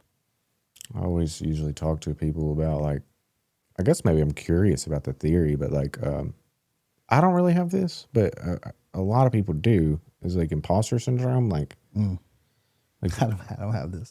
Yeah, I don't. Yeah, Like, I don't ever wake up and go, I didn't earn this. Yeah, I know I earned this. I know I earned this. I've had imposter syndrome on and off quite a bit. I mean, I think for me, my ego goes one of two directions. It's either I think that I'm the smartest and best thing in the entire world, or I think I'm the lowest and Where I hang dumbest out, human. right there. Just the first one. Yeah, just but only the first one. Yeah, no, but I mean, the imposter syndrome, I do have it in some cases, but I think mostly I don't, and that's because of, I think early on in my recovery is my sponsor, who was my first sponsor was like the CEO of this big healthcare company, and he was like this person that was respected and looked up to in the recovery community. But I got to know him very personally and learned that he's like, oh, he's just a human.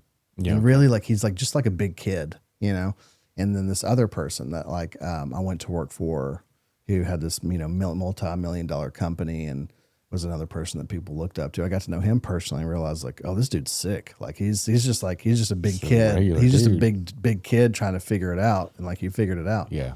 And every big table that I've been able to sit in with important people and making important decisions is just full of big kids. We're all just like big me. kids. We're all the same. Yeah. Mm-hmm. Yeah, that's how I feel. Like, I can go to whatever, a CEO meeting, business meeting, BD meeting, and I learned very early on, like, they're just winging it like me. Yeah. Look, everybody's just winging it. Yeah. Everybody's winging it. Yeah. Mm-hmm. I usually just, in those situations, I just like, I think I just have a normal conversation. Like, I don't talk to them about business. Like, even if it's a business meeting, like, I'll just be like, who are you? Yeah. Yeah. Yeah. I've caught myself, I don't, I think maybe it's partially intentionally, but like, I always do something with somebody to like humanize the situation, make some stupid, like, it's usually a stupid joke. Most of my jokes are really stupid, but I'll like make a stupid joke or say something about my personal life to open it up that like I'm human, and to try to just go ahead and humanize the whole thing so we can just cut the whole awkward professional thing out. Sometimes it doesn't work. I usually just go for a first kiss, like right off the bat. Yeah, see, I could see that. Yeah. I could see that. Making sure that beautiful chain is out around her neck. Just look at me and my mullet, I was thinking about cutting it off, dude. Yeah, were you? It'd be something different, I was going to ask you about like Healing Appalachia. Mm-hmm. Well, number one, you've named it 6 things. That's one thing. So the name of the organization is Hope in the Hills, right? So then the name of the actual nonprofit is called Hope in the Hills. Healing Appalachia is the name of the music festival that's produced by the nonprofit. Okay. However, most people don't know the name of the nonprofit. So if I'm to say the name Hope in the Hills, people have no idea what I'm talking about a lot of the times. But a lot of people who are familiar with the festival, they don't even know Hope in the Hills is the name of the organization. But so I'm the executive director of Hope in the Hills, which produces the annual music festival Healing Appalachia, which was started in, they founded the nonprofit in 2017, but had the first music festival in 2018. So it was co-founded by Charlie Hatcher, Ian Thornton, and Tyler Childers. And so a lot of people are familiar with Tyler Childers, but Ian Thornton was and still is his manager. And Charlie Hatcher, I think, he worked with Ian and had experience in producing music festivals and a lot of things in the live event industry. And, that around that time in Huntington, West Virginia, there was like this, the big famous story of, 26 people overdosed in one day in Huntington, West Virginia, which is where they're from. And the overdose epidemic was really hitting where they were living harder than most places. And In West Virginia. It's bad. Yeah. And so, they wanted to do something about it. And, Charlie, one of the other co-founders, he had another person that he was trying to help that had passed away, and they were tired of it. And so they started Hope in the Hills with the intention of having, raising funds through, music concerts and a festival to, combat the overdose and addiction epidemic that plagued the region. And so, it started off as a small thing, grew pretty rapidly with the success of Tyler Childers and him becoming more and more popular. But then the big thing is that all these other artists were also willing to give their time, right, to the music festival without charging the nonprofit. So that way all the funds raised could go directly to recovery programs. And, it grew from, a real small, concert and festival to this past year we had, Tyler Childers and Chris Stapleton play. And it was along with many other amazing artists, with over 25,000 people in attendance from 40 states and 7 different countries. And, it's grown to be the largest music festival focused on recovery in the U.S. And it's pretty awesome and a beautiful thing. I think to date they've been able to give over $1.6 million to recovery programs across Appalachia. And this year they started another initiative called the Giving Appalachia Monthly Giving Club, which is where, people can donate $20 a month or however much each month. And all of those funds go to directly providing recovery housing scholarships to people that wouldn't otherwise be able to get into recovery housing to continue their recovery journey. That's been going on, started that in September. And, to date from September to December 29th, we were able to give out 120 scholarships. And so for a month, pretty amazing. Yep. That's pretty good. Yeah, it's pretty awesome. And I think it's been I feel like I'm one of the luckiest people that work in this field. Is I get to do the coolest job, which is, work with the festival producers on them putting together. I have no idea how to do anything with putting together a festival. That's all co-founder Charlie Hatcher and our co-producers Robbie and Cliff. I mean, those guys, handle the thing from start to finish, and I just get the fun job of helping to decide, what's the best strategy to help kind of combat this growing epidemic that we face. And I get to meet a lot of really amazing people that operate great programs of all different kinds across West Virginia, Kentucky, Tennessee, Virginia, and Ohio. And yeah, it's been pretty awesome. It really speaks volumes to, healing itself and how, if it wasn't for the artists that give their time and for the teams, it's not just the artist, right? I mean, it's their management teams, it's the members of the band, the people who do light and sound, the tour managers. It's the entire team agrees that they're going to go and give their time, for this music festival so that the money can be raised. They could be going out and making anywhere from thousands to hundreds of thousands of dollars, but instead they're choosing to spend their Friday or Saturday night playing, for us. We were talking about, do you think there might be other concerts, other festivals? Yeah. So, we do have, so this year in April, we do have a collaborative event with Hello in There Foundation. Say it again. You said we have a collaborative event once a year with the Hello in There Foundation in Nashville. In there. Hello in There. Okay. Mm-hmm. Yep. So that's the John Prine's Family's nonprofit that raises money for mental health initiatives.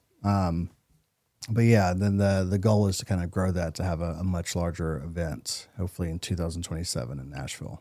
Where do they do the event in East Tennessee? No, so we actually do it in Nashville. But Healing Appalachia. So Healing Appalachia, historically, from 2018 to 2024, it was hosted in Lewisburg, West Virginia. But then this year we moved across the river over to Ashland, Kentucky. So which is pretty close to the border of Eastern Kentucky and West Virginia. So it's about 4 hours from Nashville. Okay. Mm-hmm.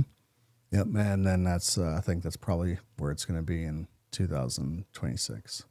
They live up there, all of them? So, a lot of the members of the board, they either live, close to Huntington, West Virginia, which is about 20 miles, 25, 30 minutes from Ashland, Kentucky.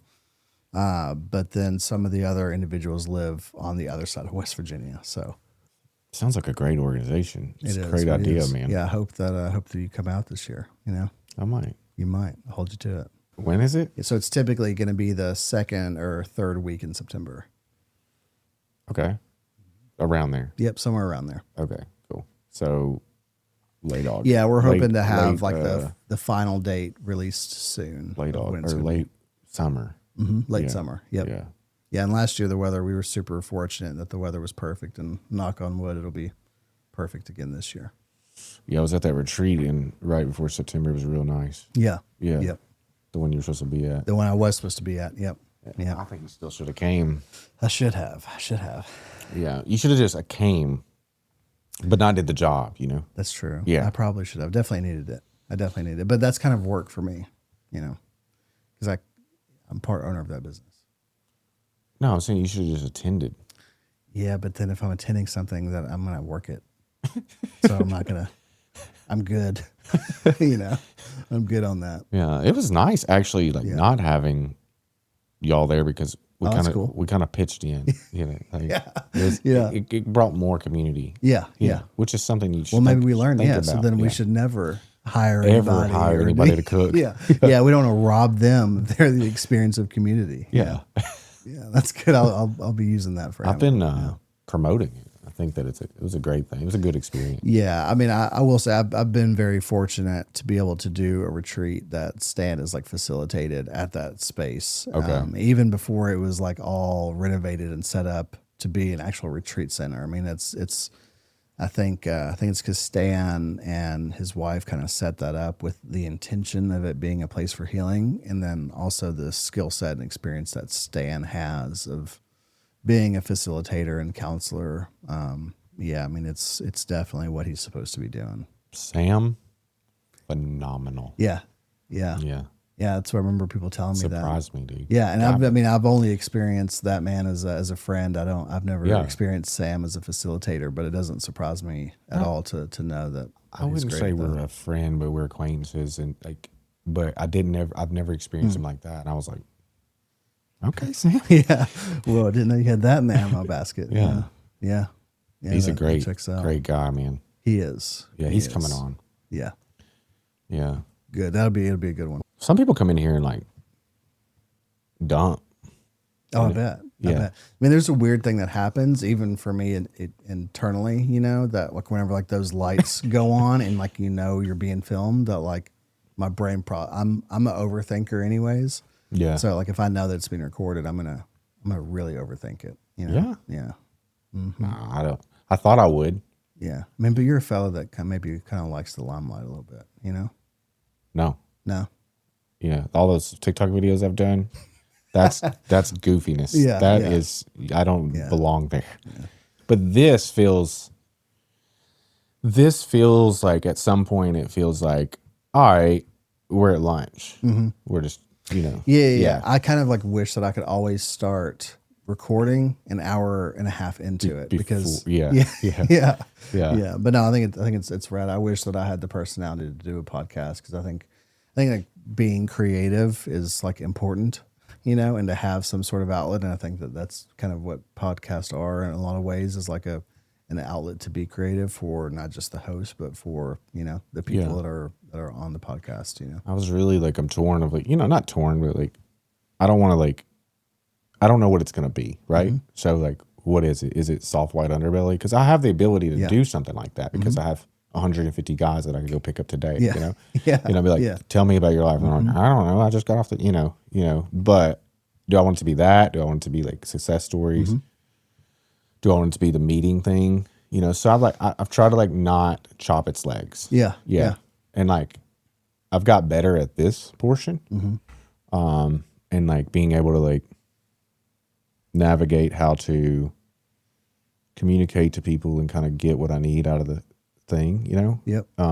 But this feels pretty natural to me, like, because sponsorship. It is, but I mean, and but you also have that gift as a human, right? Yeah, where you are able to like almost immediately connect with someone. Correct. And for the other person to be their true self with you. Yes. You know?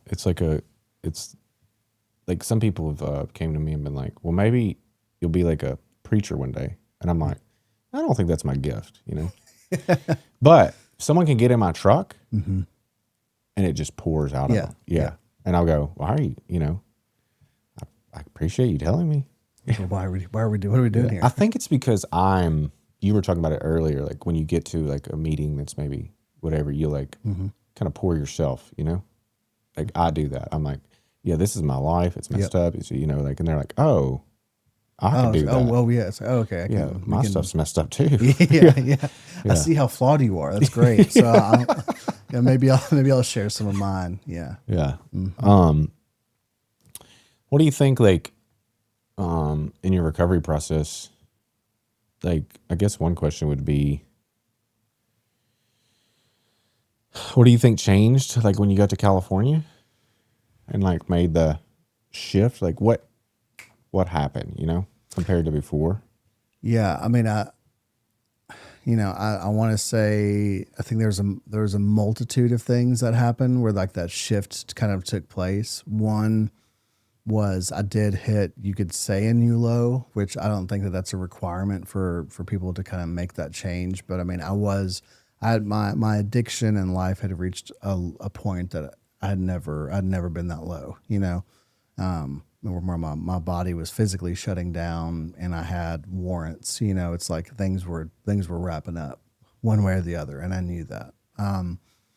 The other thing that I think changed was that I did have previous experiences in recovery, like those past sobriety attempts they were not wasted. It was not a waste of time. I used a culmination of all of those things, and I knew from my past experiences that there was a solution, if I could do it, and I knew that there was a lot of things I didn't do to my 100% ability the previous times, and so. And then I think the third part of it is that I literally was, I mean, I'm fortunate that I was in a cool area of California, like you know, where like I was there for long enough where, you know, time had passed where I was able to get clear in my head to know that if I was to go back to my old environment, that it wasn't going to end well. So. Okay.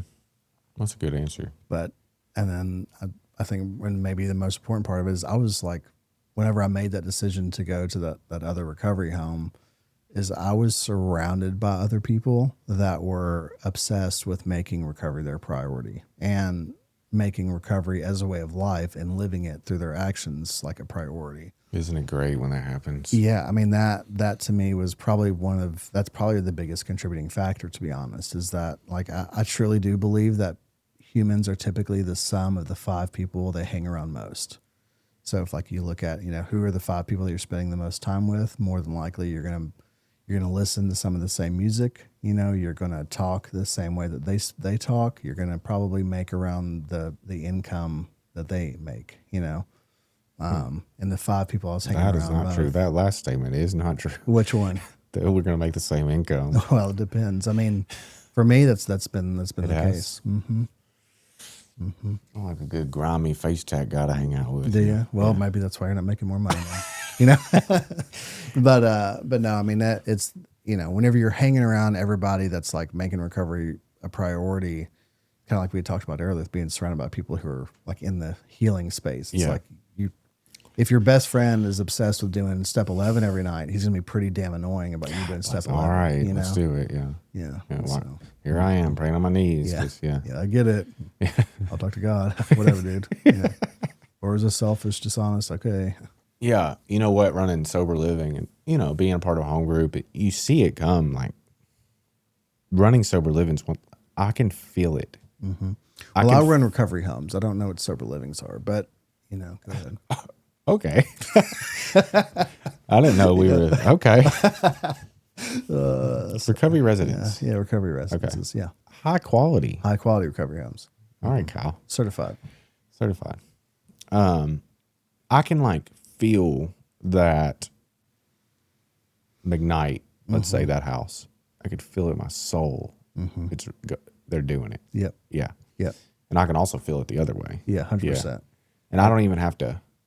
I've been doing it so long that I know XYZ address. I'm like, They're not clear on. it. Yeah, yeah. Clear them out. Yeah, clear them out. Yeah, Yeah, it's not. There is going the wrong way. Yeah. Yeah, yeah, and it takes a while. I mean, it's a cool thing to see both directions. It is. Yeah. It's like we're a culture of recovery when it takes hold of a house, and a group of guys, how that can stay, But then the opposite is true. Is that if that Have you seen? I'm sure you've seen this, but we know some of the same people. But one person can go into a house, a group, and it just Yep. month goes by and you go, dang, dude, they're One bad apple can spoil the whole bunch, but then it spoils the whole bunch for months. I mean, it's bad much. Yeah. Yeah. which is why that's one of the reasons why I've always loved keeping a smaller amount of homes, so that way we can kind of catch that and and then I wish I could have smaller homes. yeah I've- like less beds in a home. six Yep. beds houses, 3-bedroom houses, or 4-bedroom. Sometimes they're always better. Yeah, it's like I think it's weird. It's like there's something to do with there's family. I'm sure there's science of group dynamics, but like whenever a house has like 6 to 7 residents, like that's whenever it's like, all right, this is it. As soon as it gets over 80% capacity and you start hitting 9, or as soon as it gets to full capacity, I'm like, oh, something's about to happen. Yeah. Almost every time. This is about to get bad. Yeah. But I've seen it, but go well. yes. But yeah. if I could have small, if it was economical, it's not, but because, you're paying for another bedroom in a house, you're paying $400 more or whatever, or whatever, 10% more, 20% more versus, so it just doesn't make, and rent's so high and houses cost so much. That's a whole other thing that you'll get me talking about. But I mean, yeah, we are heading towards probably a pretty scary time, especially in places like Murfreesboro and Nashville here in Tennessee, Thanks. where Just bring it up, just. yeah, I mean, with the cost of everything, I mean, the affordable recovery housing, unless you're already established and have the homes, I mean, buying a 3,200 square foot home that's actually like big enough to have a comfortable environment for 10 individuals it's not gonna be financially possible, to be able to charge a low enough, Yeah. And these people are like, like some people can make more money, but a lot of these people are just basic income, minimal entry level jobs, and they can't pay that. Yeah, I was that guy, I've been fired from every Chili's in Middle Tennessee by the time I got sober. What were you doing Shout there? out Chili's. What was I doing? I was getting loaded while I was waiting tables. Waiting tables. Yeah, was not a good waiter when I was high, What'd you have? Yeah. Yeah, no, I mean, I would like pick up people's glasses like with my hand, like not by the handle, but like I would like reach into their glass and like pick it up, and I'd walk behind this. The last time I got fired from On Hendersonville. purpose? I mean, You were like, fuck you. no. Like that? No. It was like, I'm going to refill your Diet Coke for you, bud. I got you, And the last time I got fired was from the Chili's in Hendersonville. I'd went back behind the line, like the kitchen line, and I'd put my unwashed hand into a thing of mandarin oranges and was just walking around the restaurant with my mandarin oranges and eating them, and then walking up to tables and talking to them. What do you want? Yeah. And so they let me go. So You talked about your sobriety being, at the first of the year. Like, have you ever done like a vision board, goals? And if so, what are they this year, I guess? Last year I did a vision board. It destroyed my life. At the end. well, I mean, it healed my life and destroyed my life. Okay. because the things came true. I like showed up because of what I was asking myself, and that didn't go well. Yeah. Like, So externally. I've done something similar in the past that for some reason or another I haven't really done it since, but there's a book called Aspire. I think the author's name is Kevin Hall. It was recommended for me to read that whenever I had asked an old boss of mine like what I should do, how I can prepare myself to like grow professionally.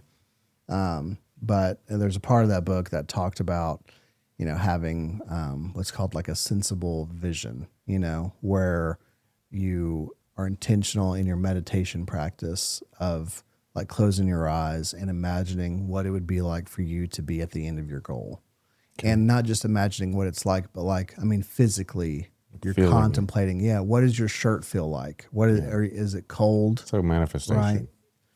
Yeah, but if someone would have called it that to me back then, I would have been like, dude, no, thank you. Okay, take your patchouli and get out of here. Like I'm not gonna manifest anything. How stupid is that? But maybe because they used the word sensible vision, and it was someone that I looked up to that had recommended it, I started doing that, and then there was another, and then like right after I read that and started doing that. I asked another guy that I had looked up to at the time. His name's RJ. Asked him what I should do and how I could prepare to start this sober living and this nonprofit. And he's like, well, have you ever, there's this guy, he's an old, philosopher guy, but what he talked about is living in the end. He's like, look up Living in the End on YouTube. And it was the exact same thing. This practice of meditating what it would be like to be at the end of this dream or this goal. And, I'd done all those things. There was a day where I thought about what it would be like to own recovery homes. I would contemplate and meditate on what it would be like to be standing on the porch of that recovery home. And, I thought about what it would be like to stand on the stage, speaking, at a nonprofit banquet. And like all of those things happened. For some reason, I have literally not done that since. So, but I did that practice for months back in 2021. Maybe you got what you want. I guess, yeah. No, I've had no need. Do you find that yourself is? I mean, I've had some failures, but do you find that like whatever you do, you achieve? I feel like all of the goals, I have accomplished every goal that I have set out to accomplish that I've had for a prolonged period of time that had the right motive, if that makes sense. The only thing I can even think of a goal that I haven't achieved was whenever I wanted to become a millionaire and open a treatment center and sell it and make a whole lot of money and be set for life. I had that goal for about 4 months. And I was miserable. Oh, recent. Mm-hmm. Yeah, last year. Yeah, I became miserable pretty quick and realized that I only had a goal like that for maybe 2 or 3 months, and it did not take me very long to be miserable. But I mean, every other goal, I've been able to get it done, which is pretty cool gift to have, because I know I'm not that smart, and so you're pretty smart. I feel like there's been a lot of things that I've worked out. Because of recovery, right? I mean, that's that line, I think it's on page 60, 62 or 63, where it says, God provides what we need if we keep close to him and perform his work well. Like that line, if there's nothing else that needs to be true, like that line's true, Mike M. 6 years ago, we were sitting at a coffee shop and he said, what's your favorite line in the big book? And my brain exploded, I was like, I what? couldn't think. Yeah. There's so many, but I landed on that one. It's my favorite, one of my favorites. Same. Cannot wrest satisfaction out of this world if you only manage well, like that one. Yeah. Which is because when rest is spelled with a W in front of it, means to force. Force, yes. Wrestle with. You cannot force satisfaction, happiness out of this world if Matt's haircut was the way that he wanted it to be, or if you get the job. But yeah. Okay. Yeah. Trust God, clean house. What about the pressure washing company for me? Usually I involve God in every decision I've ever made. But not pressure washing? Not pressure washing. I just did it, dude. Yeah. I took a sabbatical from Threshold. I don't know how to take a sabbatical. So in 4 days, I had the LLC created in a bank account. Yeah. You know all about it. Yeah, I do. Yeah. And I hated every I enjoyed it for a few months, but then I was like, it was outside of God's will, I think. And it was just, and it felt wrong the whole time. And then I was like, I'll just sell the trucks and leave. And then I was like, I'll put it on the market and see what happens. And then literally the first day I put it on the market, someone offered to buy it. So I was like, all right, I'll buy it or sell it. Yeah. Yeah. Then they were like, well, we want to pay less. I'm like, I don't care what you pay for it. Yeah, sure. Yeah. He's like, oh, what? They're like, you're the easiest. I was like, easy. I'll be able to be the easiest Yeah. seller you've ever encountered. Yes. Yeah. Because I want out. But what about the clinic?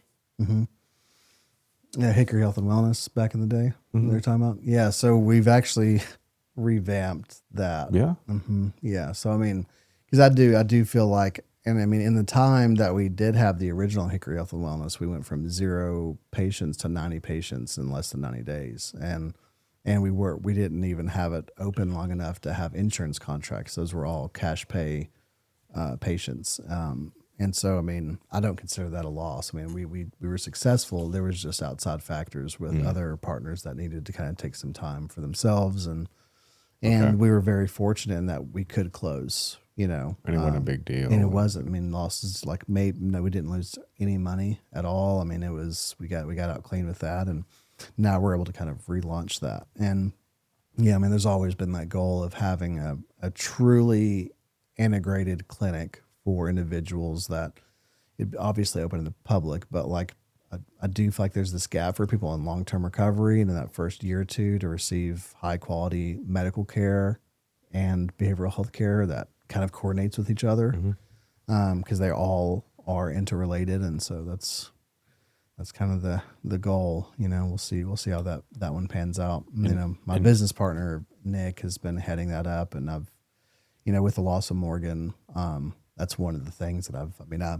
almost forget that it's even a thing, because him and Sam have handled all things, you know, and let me just focus on Healing Appalachia because I loved it, because that's fun, you know, to me. And they've handled everything that I haven't wanted to do or haven't had the space or the bandwidth for.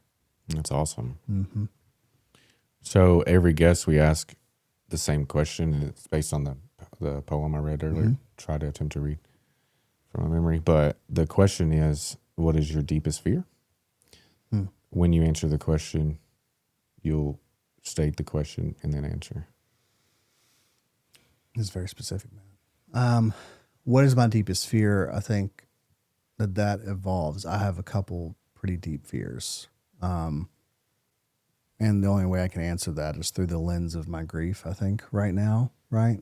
So, right now, one of my biggest and deepest fears is that bitterness will take hold of me, and that I won't be able to experience joy to the degree that I've experienced it before, happiness. I mean, prior to Morgan, I've never smiled the way that I smiled when I was with her. And I know how cheesy that sounds, but you can literally see it in pictures. And my friend Thomas Gooch, remember, he made fun of me. We were at an event, and he was like, look at him, he's smiling. And I didn't care. You know, I didn't care of how it looked. I have a fear of not smiling like that again. And I have a fear of being the bitter old man yelling at kids to get off his grass. You know, that's a legitimate fear, you know? Yeah. So I have the fear of that, and not necessarily fear of being alone, but just a fear of, you know, having a bitter outlook eventually. You think you're jaded to love? I think I mean, at the moment, probably, but you think forever? I mean, yeah, obviously at the moment, but I think that I fear who Logan is in a year or two, right? And of who Logan could be as far in that respects, you know, of you know, love and am I destined to just, you know, be alone? I don't even think I'd want, you know. Because I'm going to tell you right now, this is recorded and on video, but if I am with someone else again, they are going to be the second choice forever. Who's going to want to be that? There's going to be no mistaking of that. They will always be I'll cut that the part second out. choice. You can keep it, fuck them. You know, I don't care. You know, I mean, that's how I feel right now, you know, and if I do get with someone and that changes, then listen, but with the second choice deal, somebody was saying, I was watching Tony Robbins thing just yesterday, and he was saying something about if your partner is the second choice, it's always going to cause problems. And he, you know, second choice to work, second choice, you know, but we live lives that they're always the second choice. That's that. I could. Yeah, Yeah, definitely. it affected my life. Oh yeah. Like Yeah. for 5 years when I was in my early relationship, like figure it out. I got to go to a meeting. Oh yeah. I mean, Yeah. I mean, I don't know any ex-girlfriend of mine. Since I've been sober, it's not like it's been like one. I'm not gonna lie. It's not like there's a lot, but I mean, yeah, every relationship I've had, there's been issues of, not necessarily being second choice in your heart, but being second choice with your time. I think being somebody who lives their life and in their work is their mission, right? Like my work isn't work, right? it's Like what the I work that I love. do. It's what I do. It's Yeah, who I no, am. it's what I'm Yeah. supposed to do. I have had in my, whether it was self-appointed or it is in fact by some higher power, what I'm supposed to do with my life. Like that is how I've taken it. Is that this is my purpose and my mission is to help others find a life of recovery and to remove obstacles to long-term recovery care. Like it's very specific. Like I know what my Yeah. job in life is, and which is great for me because am I supposed to be a fireman or no? I know exactly what I'm supposed to do. Yeah, me too. It's a great feeling. But that level of like being mission driven in a relationship, especially like pre-therapy, Yeah. and pre, I'm on work. a mission. Yeah. Oh, you want me to watch, with Desperate Housewives? Like absolutely not. Little Johnny needs to be picked up from treatment. I'm going there. What do you think? Oh, his life's more important than your mediocre pasta? Just kidding. All my exes have made good pasta. But like, yeah, no, it was a problem of like learning how to navigate that. And that took a lot of pain for myself and putting others through pain to learn how to navigate my purpose with my time. Right. I think that what that means. In the past 2 years, I've learned about 5 years ago, I started making a mission to like understand like how to do both.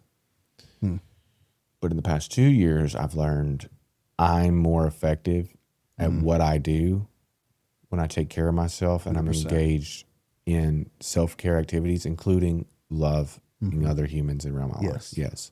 Like I'm a better business owner because I'm a better dad.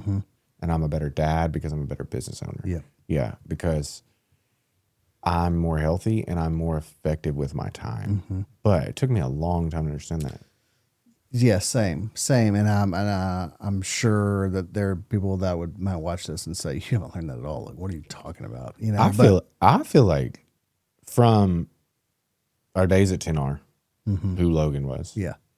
And I remember us talking, like you were like, you come to me, like, how do you, I want to be like, I want to operate like how you're operating. You're in, but you're not like, you do obsessed. Yeah. And I'm like, well, I was, but, I watched you kind of figure it out more, Yeah, I mean, honestly, I think it's just because there's been a lot of guys that I've gotten the experience, and I'm very fortunate to have like a lot of men in recovery people around you. I mean, like Jay, if you don't have Jay on this podcast, you're out of your mind. Yeah. Like that dude watching, he was like in my journey of like how to navigate that. He was like maybe 4 to 6 months in front of me, right? Of like where he was consciously working on how to navigate that. And we, there was a group of us that used to go to the Shoney's every Monday morning of us in recovery that worked in the field, and, connecting with all of those guys and walking through it and learning from our past mistakes. And then, honestly, like, I was very open in my last relationship with Morgan. I mean, we were very she was very driven too, and worked harder than me, honestly, like the past year or so. But we were very communicative around it. And whenever it became a problem, it didn't last very long because, we would seek counsel. We went to couples therapy. We were going to couples therapy before there was a problem. Yeah. Because we knew. My therapist is always, it's like, the next one, you immediately go to couples. Yeah. It is. And it's, it was the biggest, that I can tell you that was the biggest gift. I'm addicted to therapy. I got a problem. Do you? Yeah. Like if you were like Like, are you codependent on it, or No. it's just like you're like, I want more. This is gonna. I want to be the best human possible. Yeah. And I want to be able to be, I want to do the heavy work. And I've done a lot of heavy work, you know, but I feel like that's a symptom of going to on-site. I feel like I've heard a lot of people. That's happened to several people. well, I mean, Was that before on-site? it was before on site. It was. But on site is another level. And like, Yeah. you know, I'm in therapy, but today I'm also going to somatic therapy later, you know? And I don't know. If you were like, do you want to go to vacation in, let's just say Panama, not great, but you know, whatever, for a week. PCV. Yeah. I mean, it's okay. Yeah, You know, yeah. Beachside, there's a pool. Mm-hmm. Or do you want to go to a retreat and like a fucking wood chair come out and do some psychotherapy shit? I'd probably do that right now. I'd be like, well, that's funny. I have a chair. Yeah, yeah, yeah. I'd be like, I want to do the retreat. Mm-hmm. Yeah, I want to. It's gonna suck. I'm gonna cry. It's gonna be heavy, but I'd rather do it. Yeah. Yeah, yeah. Well, I think it's because you're, as a person in long-term recovery, it's like, you know, the benefit of like what Going the through, effects are of like consciously working on yourself, you know? I also think that I've never thought about this until just now, but all right, step work, being disciplined in those practices, I do those. I hate doing those. Mm-hmm. Therapy, especially like quick stuff like psychotherapy, like the chair or somatic or stuff like that. Like it's an experience in itself. And then you're kind of, I mean, yeah, you take it with you. It's something that happened to you. You're not like having to like, oh, God, I gotta get on my knees. I gotta listen to God and he's gonna tell me what to do. And I don't want to do that. I want to do this, you know, like that sucks. You know, I have to do it, but it sucks. Versus like, I want to talk to my passed away mom and to my 7-year-old self. Like that's heavy, you know, but it's an experience in which I can take with me that it all happened at once, you know. Maybe that's why I like it. Maybe it's not as complicated. Maybe it's because, would you say that maybe you have some sort of like attention deficit? Maybe, or no? So I do. And Yeah, like therapy and things like that are more interactive as like, you know, and I hate saying that my prayer life and some of my disciplines are stale and feel kind of, I'm in and out.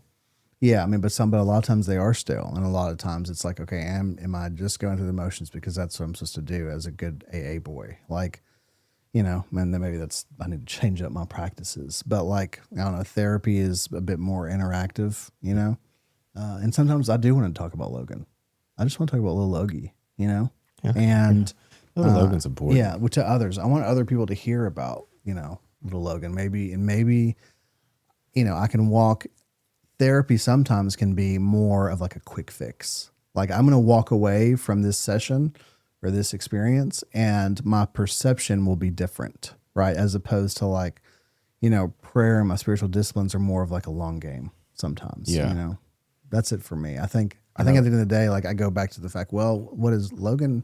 Logan's kind of a junkie, you know? And so like, you know, if I'm going back to some of my roots here, is I like things that give me a quicker fix, you know? I do. When I did on site, they do experiential stuff. And when I was there, first day, intensive, 6-7 hours therapy straight, you know, no crying, you know? No, you're a man. Well, I was expecting to pour. Yeah. So I go outside, I play basketball, and like, how's it going there? You know, I'm like, well, I don't know, man. It's not bad, you know. It's not what I was expecting, you know. And day 2 happens, and cried a little bit, you know. And I expressed, hey, I felt like I should, you know, something should happen. But what I learned about the experiential therapy, it goes with, it came when I left. It's with me more. It wasn't I needed the reaction. I poured my heart out, and I don't even remember what I cried about. It wasn't that. It was like The processing continued, is what you're saying? I feel like I've seen a lot of people that have left places like that or gone through those experiences, and like, it's like the Band-Aid's ripped off, you know? the experiential stuff is a little different versus like, okay, all right, here's a good example. It's like, here's some tape and some markers. On the wall, you can draw yourself any way you want to with this tape and markers. Well, I'm not an artist. I haven't done anything like that in a long time. So I draw this thing, and it's like a circle inside of a circle, inside of another circle, and they're different colors. So the outside circle was blue, and then the inside was like red, and then the very inside was pink. Well, why did you draw it like that? I like these colors. Well, I was like, I feel like the outside of me is kind of like guarded. Like blue means kind of guarded, and then the inside. But what I realized when I was like making this circle was it takes a lot for people to get inside, like the inner side. And I also noticed that there's not a lot of way out, like a labyrinth kind of. Mm-hmm. But once I put you there, and it takes a lot to get there, it's like, well, what does it take to get in there? So I like write like certain characteristics, But then like once somebody's in there, I have a really hard time getting them out because you've earned your way in. You can't get out, and that's been a problem for my life, is the getting out. Yeah. But then when I left, when I was assuming to leave, that stuff's on the wall while you're talking to them, and like, hey, I want you to draw again who you want to be or who you are now. So like when I drew it, it was like not a circle, more open. It was blue, but it had like exit routes, like people allowed in my life, but they're also allowed out. So there wasn't a lot of stick figures when people would draw themselves? No? You draw whatever you want to. That's just but like that's something like versus like, okay, I was in a therapy session 2 weeks ago. Let's say I go to therapy every week, but what did we talk about? Mm-hmm. I don't know. Mm-hmm. I mean, sometimes I don't even remember, I mean, sometimes it's heavy. Sometimes it's, sometimes I don't know what happened in there, versus I remember that poster board. Cause it was a big chunk. You took a big chunk that day. Yeah. It's just like, I actually took the poster board and they give you the stuff with you, Oh, wow. Yeah. So I have it hanging in my house or whatever. Did you frame it? I did. Yeah. Yeah. And then they're like, what's another one? In this drawer, what's an accurate representation of your childhood self, And then like we did like work around that thing, and they were like nunchucks. There wasn't a lot of stuff in there. I don't know why they were nunchucks. But like I took the nunchucks with me. I have them framed. So like that's a little different than just a therapy session on the 100%. Yeah. So Experiential was weird. It didn't make me cry a lot, but it like, okay, I walk by this thing and I go, like, maybe today I need to practice being a child and loving myself, Yeah, I mean, I can definitely say like from like the stuff I've done at, the Cedar House Retreat Center, right? Like with Stan, like there was some big stuff that happened in those sessions, those intensive sessions that were like big revelations or changes. Yeah. And I saw it happen with one of my best friends where like, where first time he ever brought up in public some big traumatic stuff that happened to him, and watching another person do meditation for the first time and have like a real like crazy experience and like getting in touch with themselves, and as opposed to therapy, I had a joke that came into my head. I'm like, what if all therapists can do that, but like they're trying to milk our money? I don't think so. No, I think it's just kind of about the intent and purpose. Whenever you're going to an intensive too, it's like you're going there for big change. The facilitators are trying to create big shifts or changes. Yeah. When you're going to therapy, it's like, okay, I'm going to work on my intent and purpose is to like build up the skills to be able to do things or process things differently. I'm in EFT therapy, which is like, it's took a long time for me to identify what are emotions and what are my needs, So, I mean, it's not just like, oh, hey, I read this piece of paper. That was a big experience. Oh, I know what gladness is. I know what grief and shame are, okay, good. It's like, oh, how do you feel? And I go, I have feelings. Yeah. And I think sometimes maybe therapy for some people is just like the place where you do get to go, like talk about it and process it. because I don't know for you, but like to go back annoyingly back to the step work, but like there is something that happens whenever I put pen to paper, right? That is different than me just talking about it. But then there is also something that happens whenever I verbalize and I talk about an experience that like helps me process it or feel it differently, Yeah, it's like what I do with a sponsor versus what I do at a meeting, Yep. Yeah. And I don't know, the meeting thing. Yeah. I'm part of like a new home group and everybody's like really on it, and I've been able to be like really vulnerable. And last night, pretty much week after week, I'm just like, dude, I am whatever you're not supposed to be doing. That's what I'm doing. And like, I am screwing it up. And like, it's been a long time since I've been in recovery and been like, been able to say that. Yeah, it'd be okay in a room. Yeah. Cause just, when you get, especially the job I have. Yeah.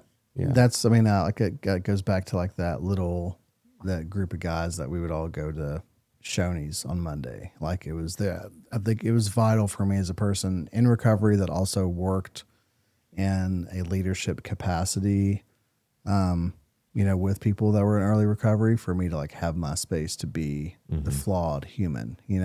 I got to have my friends that I can be honest and talk about things with. I need to have a sponsor that I can like talk about things with, and then like I need like my group where we can all just dump on each other. Like what's actually going on. My home group gives a shit who I am. Yeah. They don't care. Yeah. They're just like, your shorts are too high. Yeah. Like, okay, cool. Yeah. What do you do? Why do you have tan legs? Yeah. Yeah. For me, it has been good to go to like meetings where like people, it's like, they don't care if you work in the field. They don't, they probably look down on you a little bit, which is actually good for me and my ego. Yeah. We do like the traditions thing, and about like a month ago, they were talking about anonymity, and I was like, my number got called, and I was like, the worst person to call on. Yeah. Number one, I don't know how to spell it. Number two, everybody knows. I was like, I have a podcast. Yeah. Yeah. Yeah.